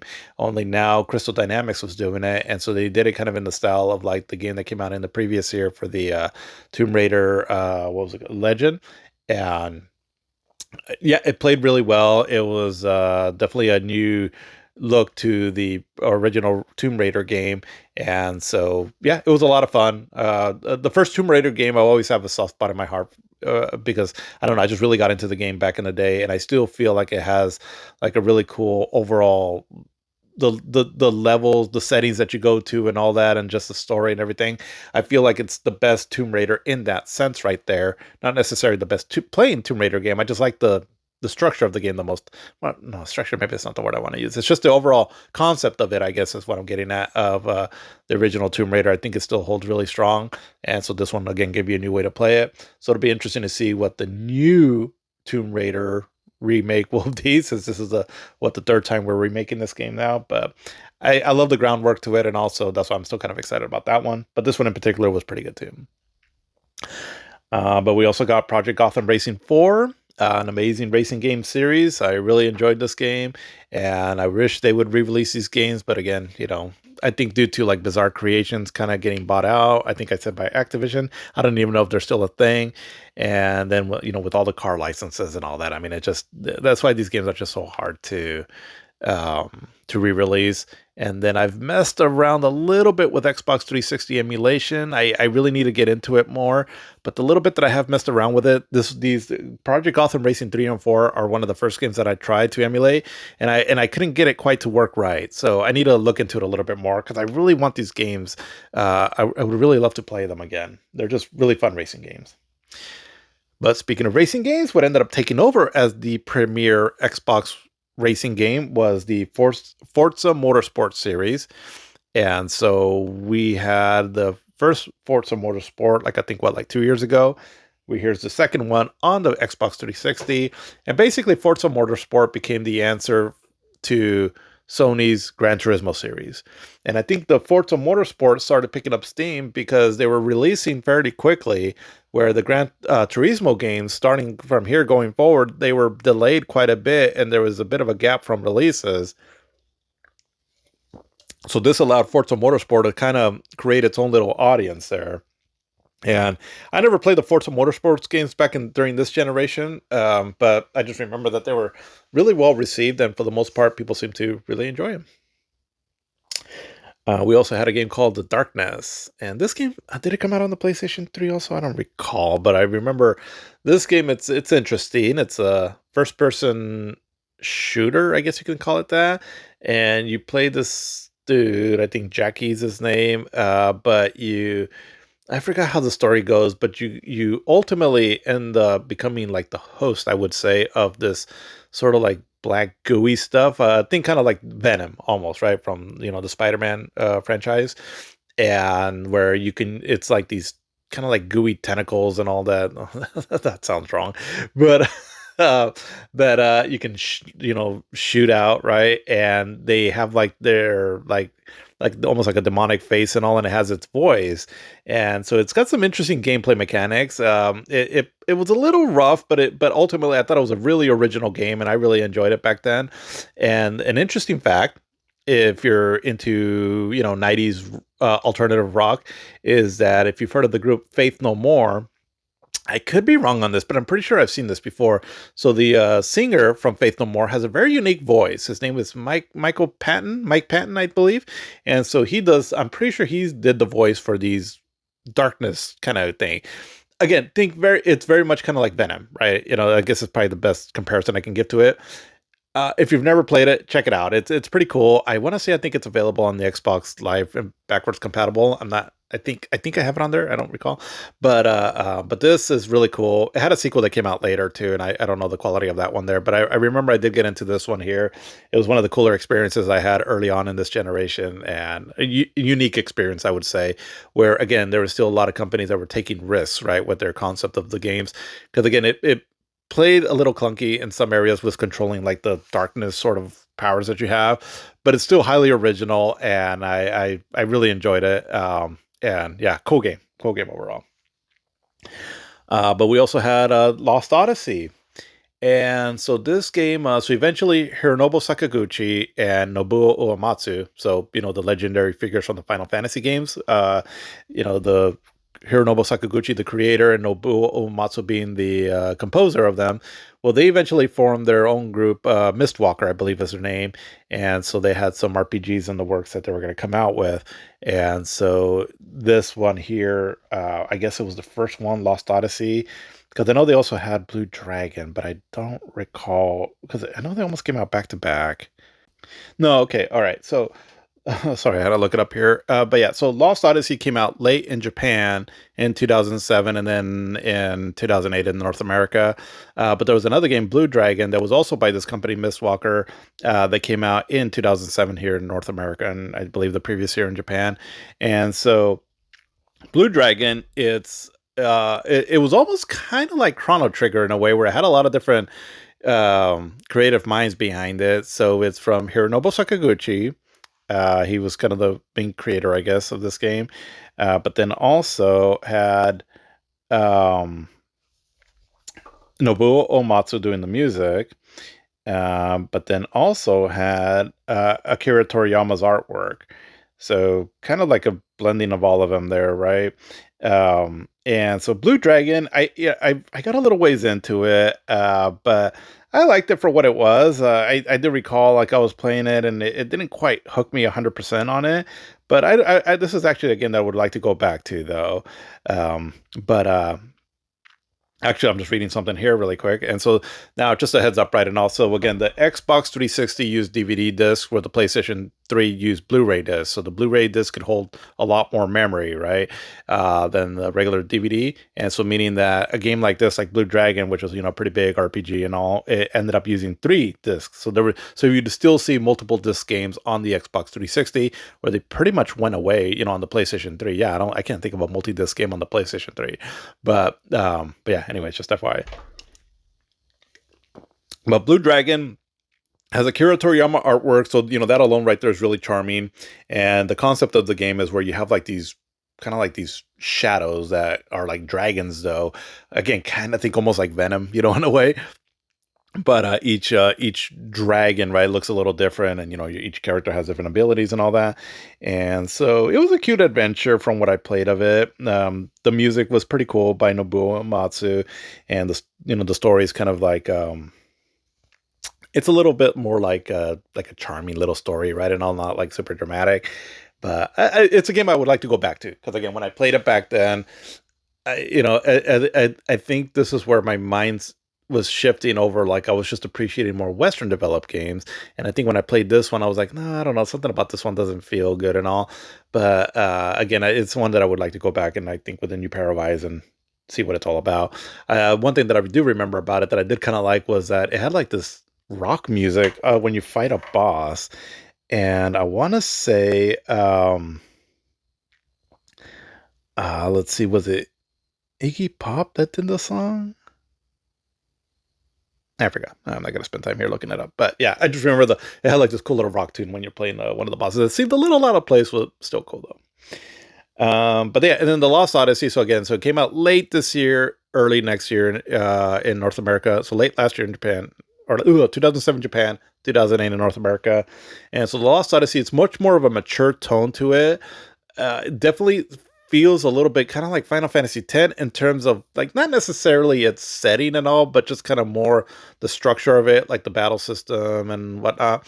Um, but it's you play like these immortals of some sort, and I this game is another one too. I played this a little bit, and I don't know, for some reason I think like my mind was shifting where I didn't really like these JRPGs anymore. But I feel like if I go back and play these games, I'm gonna really enjoy them. But I do recall that the first opening part of the game I thought was really impressive, where you're fighting all those like what is it, like these robots that you're fighting at the beginning. And yeah, I kind of went through the game again. I don't recall much of it. I just remember I fell off of it. But I need to go back and give these games some love because I know that they're highly regarded. Well, at least Lost Odyssey is a really highly regarded game now.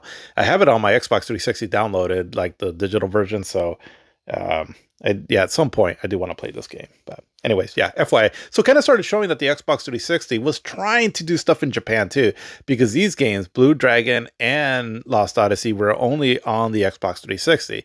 So they were trying to make a name for themselves, right? And all in the in Japan with like getting someone like games from Hironobu Sakaguchi, right? So, well, he's a legend over there. So, um, but yeah, definitely games I want to check out. But a cool little package of a game though that we got was the Orange Box. This game was very cool. What they did, well, games I should say. So we had Half-Life 2 that came out what in 2004, and so what the Orange Box is it's one of the coolest compilations that ever come out. So you would have so it had Half-Life 2 on it, which looked pretty good. And then you would have like the episode 1 and 2, I believe, on it. And then you also had this Team Fortress multiplayer game on it. And then you would also have Portal.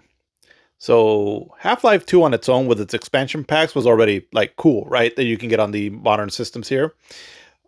Team Fortress, from what I understand, seemed like a pretty cool multiplayer game for people that were into that. And then Portal became like a huge game on its own. And the fact that you would get this all in this one package was really incredible. And because Portal, like I said, it ended up becoming its own thing and eventually spawned a really popular sequel as well. And they're just really fun puzzle games. This is another game that I really need to get into more. I've played a good chunk into it, at least the first one. And it's just the puzzles are so well designed. I mean, they're definitely brain busters, right? I know where it really make you think, but they're the solutions to them are really creative. Some of the best puzzles in video games of all time. And yeah, another game I really need to get into more as I've enjoyed my time that I've played with it. And really, because then if I was like, if the first one is this good, and I've heard the second one is only that much better, and I'm really curious to see that whole, playing both through both of them a lot. And yeah, just a really cool package that they did there. Um, Also came out on the PlayStation 3, but that version has been known to be really buggy. So the Xbox 360 would be the one that I would advise to get if you're seeking out this collection here, which I believe you can still get through because I know I have it downloaded on my Xbox Series X, so it should be available maybe on there. It's backwards compatible. I haven't really followed up to see how many of these games are still available on there because I purchased these games back on the Xbox like 360 or the Xbox One, and they have just kind of been carrying them over, which kudos to Microsoft for that. Um, my concern though is now with Xbox kind of whatever the hell they're doing, I don't know how much they'll be available. So, but anyways, but yeah, cool little package though. But then we got some of the cool new IP stuff, right? So we got Assassin's Creed. This game had my interest because it was developed, I think, by the same team as the Prince of Persia games from the previous generation. So it was sort of building off of like the gameplay of that, only expanding it out more like in this open world structure. And so I remember when the games were first being announced, I mean, it looked cool. I was like, oh, wow, you go like through Jerusalem, and that seems cool. And so it seemed like it was going to be like this cool historic sort of like a game. And the trailers made it look really impressive and all. But when you first start off the game, though, you're like, whoa, what's going on here? This is not what I was expecting. So it definitely takes a twist at the beginning of the game. And I remember that threw some people off, in the reviews back then. But ultimately, I mean, Assassin's Creed, this is the one that I've beaten, I think, like a couple of times. And I mean, I know that it aged after a while, but I still enjoy this one because I mean, the mission structures and all that can be a little, you know, I mean, it's kind of what started the Ubisoft Towers as they're known now. But I still liked it. I enjoyed. Okay. So this is a game that I did really get addicted to checking things off the checklist. You know, trying to get all the towers, trying to get all the conversations, and try to get all the basically so that you had all the information right leading up to the assassinations you would do. Because that was a cool part of it, right? Is where you go to a city. Um, there's something going on where you're trying to take out this target. To get more information on where this target's located at, you have to do like a few little missions and all, and then ultimately that would give you more options on or information on how you can take this target out. And I thought all of that was really cool right there. And just the graphics at the time were just mind blowing to me. And even then, even now it still holds up really well. Um, I just love the setting to it, ancient, like, Jerusalem and all that. I found it really fascinating with the Templars and all. And yeah, just I mean, the story it was pretty cool. The twist that it has also, I actually thought was pretty cool. Definitely set up an interesting franchise, which for a long stretch there, they almost became like annual releases, even to this day, right? And so definitely became a huge seller for Ubisoft. And this first one, I mean, it was a pretty impressive, right off the gate. And again, it quickly kind of aged to a lot of the improvements that the later sequels did. But I don't know. This is the one that one of my Assassin's Creed game that I still have a lot of fond memories of because I really got into it back then. It was new at the time, and where it didn't quite hasn't worn out on me yet. And yeah, I really enjoyed it and had a lot of fun with it on the Xbox 360. And this is another one too, also that when it first came out, if I recall right, it played better on the Xbox 360 than the PlayStation. The PlayStation struggled out of the gate with getting with a lot of like these multi-platform games where they couldn't quite get them to run as well. Eventually, as the years went on, they ended up solving that, where for the most part they ran almost equally as good as on the Xbox 360. But the first initial batch of games, right? So like I'm sorry, the Orange Box and Assassin's Creed were early examples of that there. But then we had Bioshock. And so this game was a big fan favorite also. And for many people, the game of the year. And another one too that came out on the Xbox 360 first. I believe the PlayStation 3 version came out next year. But Bioshock is a highly original game made from the people that made the System Shock games on the PC some years back.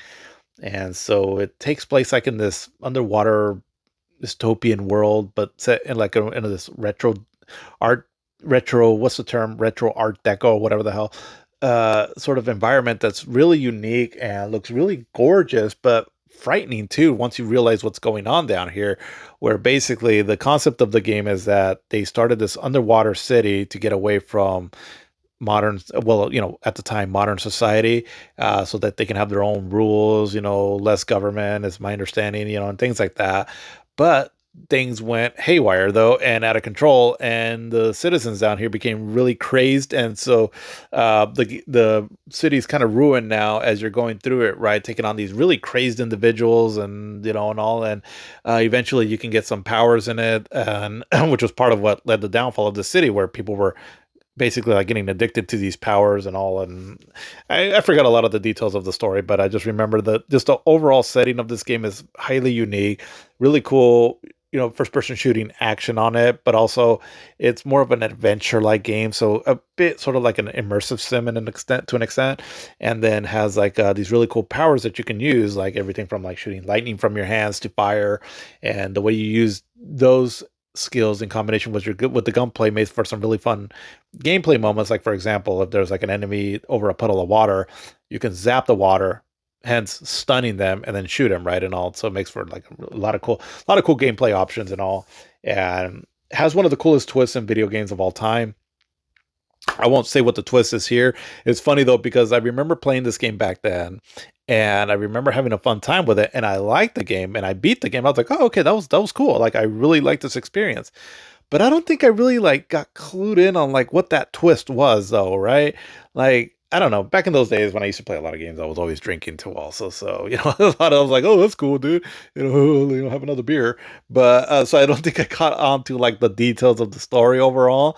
And so it wasn't until years afterwards, right, where people really started talking about that twist. And so I'm like, oh, I was like, did I completely miss that? And so I haven't beaten the game since back in the day when it first came out. So I really need to go back and beat it through and really with a more conscious mind, I guess. And so I can really appreciate that twist, I guess, even though I know what it is now. But still, anyway, my dumb little story on playing Bioshock back then. But yeah, great game, and I can see why this was definitely one of the better games of this year for a lot of people. It's truly original. Definitely started showing what the seventh generation can do in terms of not only graphics wise and all, but also story wise, gameplay wise, and all. And yeah, it just became a big hit back then. But another original IP that we got this year too, also, which was another one that was exclusive on the Xbox 360 at first, was Mass Effect. And now this game, so it was made by BioWare, so the people that did the really excellent Star Wars Knights of the Old Republic and the Jade Empire games. So it took a lot of what those games did, where it gives you like a multitude of choices in your dialogue on how you can sort of shape the story to your own liking to an extent.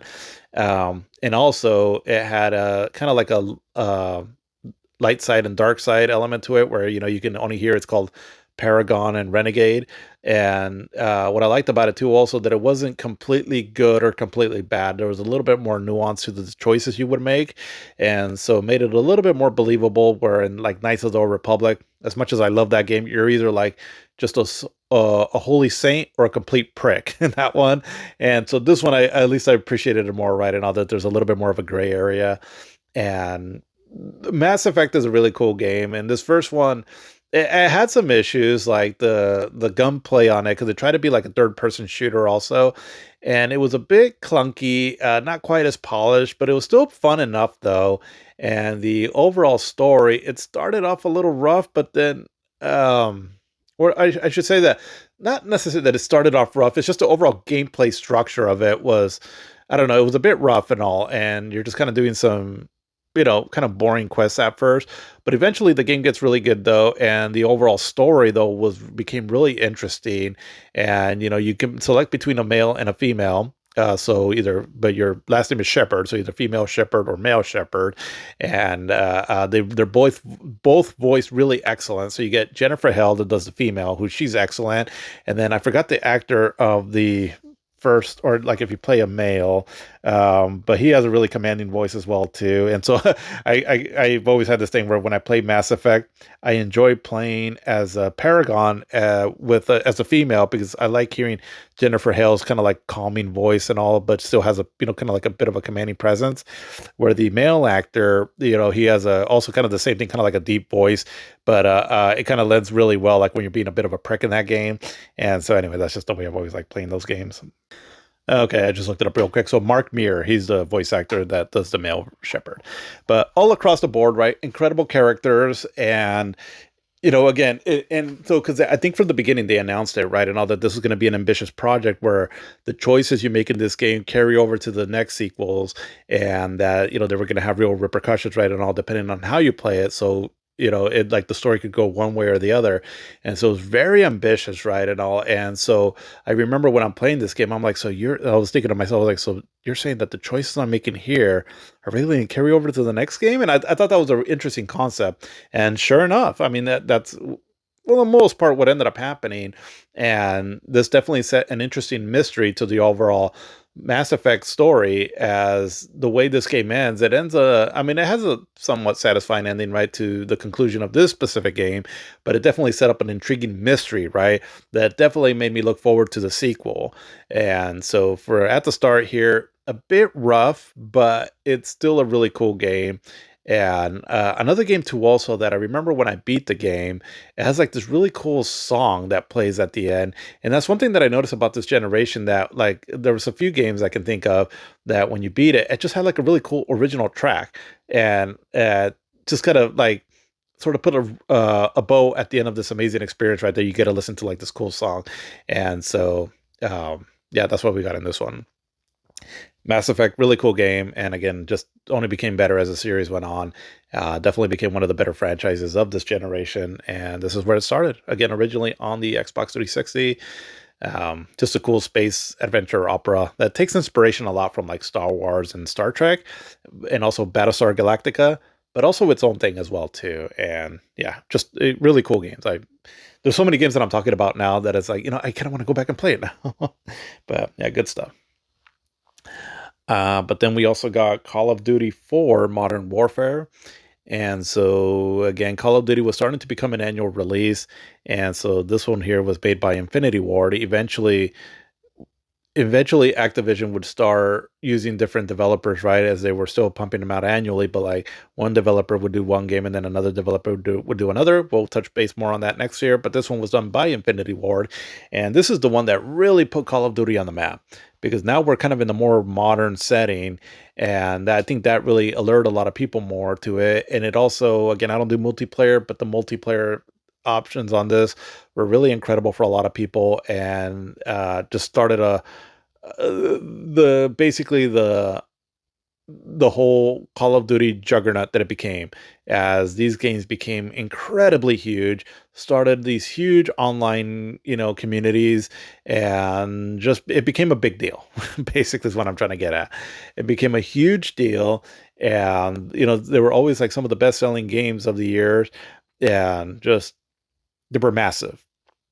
And Call of Duty 4 Modern Warfare, I really enjoyed this game. I mean, there's some moments in this game that just had my jaw on the floor, right? Where I was like, I can't believe I just saw that in a video game. Um, without spoiling anything and all, I'm sure there's this one particular scene that it was like, I'll just say that, no, like I said, it's an old game, right? So I'm sure, it's probably not worth spoiling, but I don't try to spoil things on this little podcast that I do. I'll just say there's just like some really grand, grand in scale, epic moments in this that I was just blown away by, and I was like, wow, I can't believe you put like you know, um, like these world changing events on a modern military shooter. That's incredible. And it was almost frightening in a way too, also, right? Just because again, there's a certain sense of realism, right, to these games and really fun to play. And yeah, just massive. I mean, as far as like popularity of this game on what it eventually ended up becoming. Not quite my favorite modern, or I'm sorry, Call of Duty game, but it's definitely up there. And yeah, just I was just so blown away by what I was seeing in this game here. And also, too, continued on the series tradition of being one of the few games in this generation that didn't struggle with like frame rate, as you got a really smooth 60 frames per second and just made the action feel really fast and fluid and responsive and just a lot of fun to play because of that there. But the big one on the Xbox 360 this year was Halo 3.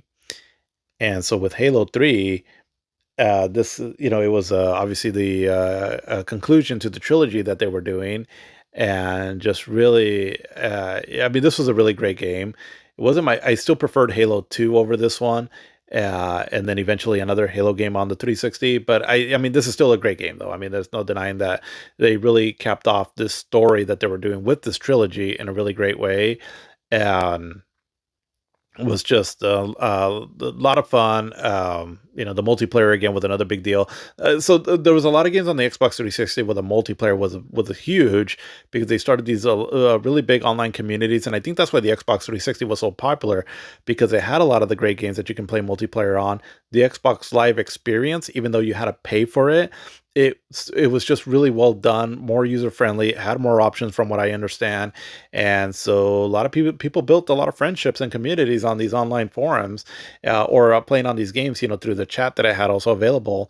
And I mean, with Modern Warfare and Halo 3, those were like huge titles, right? That I'm sure really bumped up the Xbox Live numbers, and I can only imagine how much fun it was for a lot of people back then. That was just really influential on just growing the Xbox, not only the Xbox platform, but just online gaming in general. As I hear from a lot of people right and all that they have a lot of nostalgia for this time of just playing with their buds and just having a great time on this here. Um, yeah, I mean, Halo 3 was incredible for that, and just the overall, again, the single player campaign though, really cool, and I definitely enjoyed it. Ends the trilogy, I feel like, in a really great way, and definitely concluded, at least at this time, right, this particular Halo story in really grand fashion, and yeah, good stuff. But then let's jump over to the Wii. And so the Wii, again, it was its first full year out, and it didn't quite, I mean, the Wii kind of started doing its own thing, right? And I think people were realizing pretty early on, like, okay, the Wii is different than what the PlayStation and the Xbox were doing. But in a way, it was kind of cool though, right? And now because you get a bit of a different flavor with that. And so with the Wii, so some of the games that I had here to go over. So there was a Resident Evil 4, but the Wii edition. And so this is an example of a Wii game that maybe not necessarily better than like the other consoles versions, but it definitely made it a really good way of playing Wii. Oh, I'm sorry, on the Wii for a game. And so it was Resident Evil 4, the same game as before, only now you're controlling, you're aiming now with the Wiimote. And so a lot of people actually preferred this version just because of how easy it was to like pop off headshots and all. And I remember playing it back then with the Wiimote, and I'm pretty sure I beat this one back then. And yeah, I remember I had a fun time with it. It was kind of one of those things where it's like, kind of like with Twilight Princess, I enjoyed it. I thought it was a great way to play the game. I don't know if it's necessarily the best way to play the game, but it's just certainly a fun way to play it. And so, but a lot of people really enjoyed this version here. So I would say, I mean, Resident Evil 4 was a huge game. And so if you wanted to try it out with these motion controls, definitely a cool way to play it, right? If you wanted to, there's a lot of different ways you can play Resident Evil 4, the original version. Like you can do, just your traditional controller scheme on the Wii or in VR. That there's, you can just experience this game in a lot of different cool ways, which is pretty cool. But there was also Fire Emblem Radiant Dawn, which I'm not familiar with these Fire Emblem games too much, but here we go. Another one on a Nintendo system. I don't know what the reception on this game was, so I don't know if it was good or not and all, but I just know that these games became hugely popular. So yeah, this was the one that came out on the Wii. Well, at least one of the first ones, I believe. But then we also had Super Paper Mario. So this game was continuing on from the Paper Mario games that we had previously. And this one I did play and I did like it.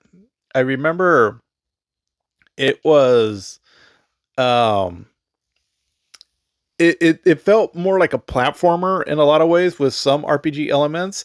And I really enjoyed the graphics and just how you can sort of like shift the camera to go from like 3D to 2D. I thought that was pretty cool. It had a fun little story to it. And so yeah, I mean I enjoyed the game for what I played of it back then. I got a little ways into it, but I didn't beat it. And at this point, you're gonna hear me say that a lot already. That my backlog was just growing a lot during this time, as my dumbass was just buying up a lot of games, and so there was a lot of games that, unless it was something that really hooked me right off the bat that I wanted to play through, there was a lot of games that I left unfinished that I still always wanted to go back to, and to this day I just haven't. But yeah, but I remember I did enjoy what I played of this game, and definitely one that I would love to go back to at some point, and just the Paper Mario series in general. But yeah, definitely one of the more unique experiences on the Wii, as you didn't really, if I recall, didn't really use the Wii mode. I think this is the one where, so on the Wii controller, you could turn it sideways to use almost like a standard controller. And I want to say, I think this is one that you can do that with, if I recall. But yeah, overall though, good game though. And then we had Metroid Prime 3 Corruption. And so another great game in the Metroid Prime series. This one, I kind of the same thing, right? I didn't go all the way through it, but I did enjoy what I played of it. Although I would say that from what I've played of it, I definitely don't like it more than Part One, and I don't think I like it more than Echoes. But it's still not bad, and if anything, it was probably had one of the better unique uses of the Wiimote that I can think of, because it really felt like the controls were tailored to give it a unique experience. And what I liked about it is that, so in Metroid, you're already in a first person perspective, which is cool, right? But then with the Wiimote and how you can, like, for example, turn certain like door handles and all, where you point the remote, twist it, turn it back, pull it back or so to open up a door, or when you get this kind of like in this electric like lasso thing where you fling the nunchuck forward and then while you're pushing a button and then fling it back, almost really gives it the sensation like like if I remember right, you can like yank certain enemy shields that way, and it was pretty immersive, and I thought that was really cool.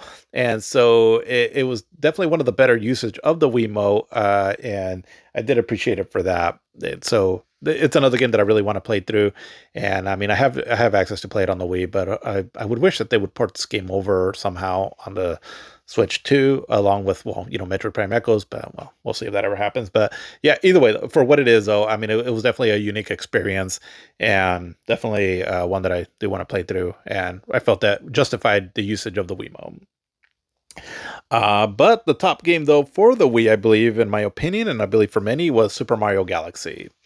And so I talked about it before, right? Where, Japanese games just weren't really quite hitting the way they used to.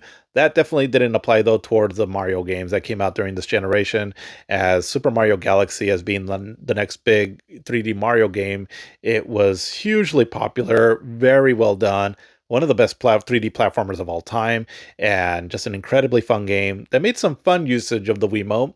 I wouldn't say it was as important to the control structure as like say something like Metroid Prime 3 was, in my opinion, but it's still pretty cool though. And I will say still, from because I played the ones that had come out on the Switch, and it's well, that version is perfectly playable. I do prefer playing this game with the Wii mode. I feel like it just really lends itself better to that, because I mean the game was developed with the Wii in mind, and just a really fun platformer, very addictive to try to get all the different, the what is it, the oh geez, I'm trying to brain fart. Is it the stars you can still collect in this one, right? Yeah, the stars that you can get in this, and just really creative level designs, really colorful, running at 60 frames per second, look really nice, even though it wasn't in HD and all that. But I remember, even to this day, like when they've cleaned it up on the more modern release of the game, it looks really well done and can almost pass for like like a current generation game, and just a lot of fun, creative objectives that you can do in the levels. A lot of cool moments with just the whole going around on these planets like in a sphere, and just makes for some really fun gameplay moments. And yeah, I mean, definitely some of the better Mario games out there. A lot of fun. And I didn't play this game back then. It wasn't until later that I played it. But going back to it now, though, it still holds up incredibly well. And yeah, I mean, had I played it back then, this definitely would have been one of my favorite games of 2007. Just a really well done platformer, and still showed that at the very least, Mario games were still, in good hands. Well, at least the 3D platformer ones. But yeah, good stuff though. But then we had so jumping over to the PlayStation 3.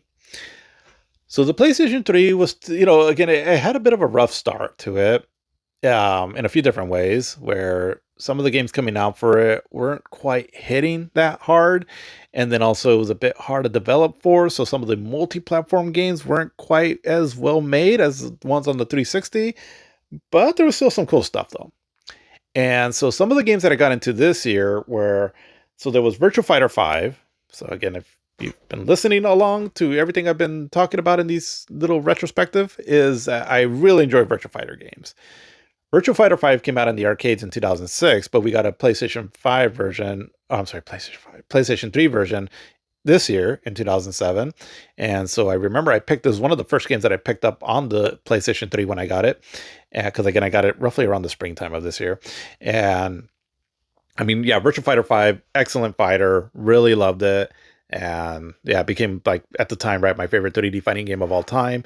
Just a lot of fun, cool new characters, really great graphics. And I was just so happy, right, to still see Sega doing some, pretty cool games during this stretch here.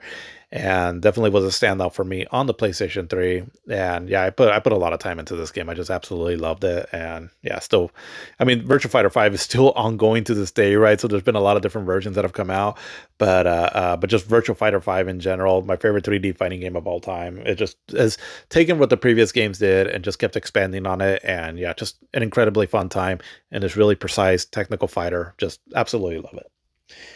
But then we got MotorStorm. And so MotorStorm was, I think originally it was set to be a launch game, but it was delayed a bit. But MotorStorm, there was a lot of hype behind it because the expectation was that it was going to be just an incredibly graphically impressive game, as it was one of those games that was on those trailers that came out that perhaps oversold a bit what the PlayStation 3's graphics could do. But once we got our hands on it, it was like, okay, it didn't look quite as good as those trailers did, but it looks pretty good still, though, And it's so in this game, you're driving like these off-road vehicles through like this really muddy dirt terrain, as the main setting takes place like in this kind of canyon area. And so, what I love about this game is that the controls to the vehicles, while it can be a bit hard to control them at first, but it's because they're really trying to emphasize on like how your vehicle would handle, like when you're going over a muddy terrain or a dirt terrain and so forth. And with all the different vehicles you can choose from, like motorcycles to like ATVs and whatnot, I think they really nailed the feel of the vehicle, and that's what makes it a lot of fun. That sometimes the controls can seem a little sensitive, but once you get it down, it feels really great. So I almost like compare it to like why I like games like Sega Rally Championship or Wave Race a lot, was that the controls just feel really immersive as far as like how it feels on the track, or well, I guess in wave race situation in the water, right? But if there's something about it though that just makes you feel really connected to the controller, and it's a lot of fun to play through. And the graphics for what what they were, right, were pretty incredible back then. And yeah, just a lot of fun. I really enjoyed this game. Had a really great licensed soundtrack as well too, and I put a lot of hours into this game here, right? As again, granted, there wasn't a whole lot to play on the PlayStation 3 at this time, but it was between this and Virtua Fighter 5. I remember I just had a lot of fun playing them, and yeah, definitely kept me entertained when I was playing the PlayStation 3 back then. We also had this other game too that I don't recall a whole lot of it, but I'd be curious to check this game out somehow again. But it was called Folklore, and it's kind of like a, I don't know, it's like a supernatural action RPG if I remember right. I think if I recall, there was an interesting way you can use the axis option on the controller. So the PlayStation 3 originally when it came out, it didn't have rumble feature, but had what was called six axis. And what it is basically motion control, right? And or gyroscope or whatever the hell you want to call it. But where you can use your controller to to move your character around in a certain way. And it was I think like if you like yank the controller up, you like steal the soul of yeah, maybe I'm not, I don't know. I just remember using it in a certain way, and I'm not gonna look it up right now, but I thought it was an interesting concept to a game back then. And again, nothing that was earth shattering, but again, there was little to play on the system back then, so I'd be curious to check this game out again. But again, it was called Folklore and has an interesting art style to it, so if you've never seen it before, check out like videos of it, see if it's something that interests you. And definitely felt a bit original, at least at the time. But one game though that I did kind of get into though was Heavenly Sword. And so this game was created by Ninja Theory. And so this was a game that was meant to show off the power of the PlayStation 3 as far as graphics goes, and then also had some interesting ways you can use the six axis motion control on the controller. And so I mean it's kind of like it was being dubbed at first like a female God of War. I mean, kinda, but it does play differently though, and by that I mean it's not, the combat is not quite as good as God of War. Part of that being that again, it's one of those games that suffered from a bit of a really choppy frame rate, and I mean this is one game that I would love to see a modern version of it with running at 60 frames per second. I feel like that could do it a lot of good, right, to make the combat feel smoother, because the combat concept is pretty cool. Where so you play this female warrior Nariko. Fun little tidbit: the actress that plays uh, is it Nariko? Uh, I forgot the actress's name, but she also plays Tess in the live action version of The Last of Us. So, little tidbit there. But the what was really impressive about the graphics though in this is that the facial animations on the characters were really stunning, because they used a lot of like full motion capture on the faces as well too, which I don't think was quite the norm back then. And so like when you look at their facial animations and all, it was truly revolutionary at the time. And so they got some professional actors, like the actress that plays Nariko, and then also they got Andy Serkis, who he's pretty much the prominent name when it comes to motion capture acting in movies and all. They got him to do the main bad guy in it. And so, I mean, it looks really stunning. Like I said, I mean, I remember playing it back then and I was like, wow, the facial animations looks like real. And so, but ultimately it has kind of like this fantasy setting that it seems like to be Asian inspired to an extent, but it's a pretty cool overall and has a very serious tone to it. And again, the gameplay overall, it's cool in concept where you have the sword, the heavenly sword, right? And so you have three different attack modes with it that you hold down. I think one of the shoulder buttons to alternate between the attacks. So you have like when you're using it like the full blade, and so it's so that's like the heavy attack, and then I think you can split the blade up in two. to like use like kind of like a fast attack, and then also you can use it in a way where you're sort of like using it almost like a whip, kind of like God of War, right? And that's like your kind of like long range attack. I think those are the three modes, and so it's kind of cool with that there and all. Again, it's just kind of choppy because of the frame rate, but the settings to it and all, some of the bosses that you encounter, and it's really original, I would say that, and the story to it is actually really cool. So even though the gameplay suffers a bit, if you can play this, well, yeah, you can play it if you get like the PlayStation Plus Premium or whatever subscription. It's on there as you stream the game through the PS3. There's like a PS3 collection of games you can stream it through there. So unfortunately, because the game is already choppy and because you're streaming it, not the best way to play it, right? But at the very least, you can get an idea of what it's all about. And a game that I really wish they would remake again, but I don't see them doing that. I can't see that this game was too popular back then, but so I don't think it'd be in high demand. But yeah, still an interesting game though. But a more familiar game though that we did get this year that was really good was for Ratchet and Clank Tools of Destruction, and so more of the same great Ratchet and Clank gameplay we've already been having, only now expanded on, right, with the PlayStation 3. And I remember this was one of the big for me games that was on the PlayStation 3, right, from one of the developers from back then, or games that were doing stuff on the PlayStation 2. So kind of give us a sense like, okay, the good games are coming, right? It just the PlayStation 3 kind of took a little bit to get going. But yeah, great game. I mean, Ratchet and Clank Tools of Destruction, the first little the stage that you play, it almost seems like they programmed that stage to really flex the muscles of what the PlayStation 3 could do. I mean, the game looked like a Pixar animated cartoon almost and was really incredible with some of the set pieces and all. And so I remember thinking, I was like, okay, this is pretty cool stuff, right? And Ratchet and Clank games have always been really graphically impressive for the kind of graphics that it uses. And I remember playing this and thinking, okay, all right, so this is the good stuff here. Like we're gonna get good stuff eventually on the PlayStation 3, and a lot of fun. I did I beat it? I don't recall if I beat it. I wouldn't say it's one of my more favorite Ratchet and Clank games, but it's definitely a great one and was a good showpiece for the PlayStation 3. Um, yeah, it just the first level, like I said, alone, right, and all just really shows off what the game can do, and just a lot of fun, cool weapons overall, and what I recall of the story, just another fun, silly story to it and all. But definitely, the banter between Ratchet and Clank always makes these games a lot of fun. But I think the most impressive game, or I guess important game that came out on the PlayStation 3 this year was Uncharted Drake's Fortune. So this is another game that came out this year, which was a big hit this year, but eventually would get sequels that really improved on it. But Uncharted Drake's Fortune, for what it is, this game gets it gets kind of a bad rep nowadays, as it seems like people really feel like it didn't age that well and all. I still don't mind it. I still definitely like it though. I mean, graphically, yeah, the graphics aren't as good. And if you play the original PlayStation 3 version, again, really choppy frame rate, but the graphics overall, though, were pretty impressive, really colorful with its island setting.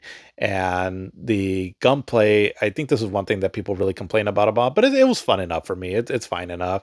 And the platforming that you can do, or like, scaling, just a bunch of different areas, it's really fun.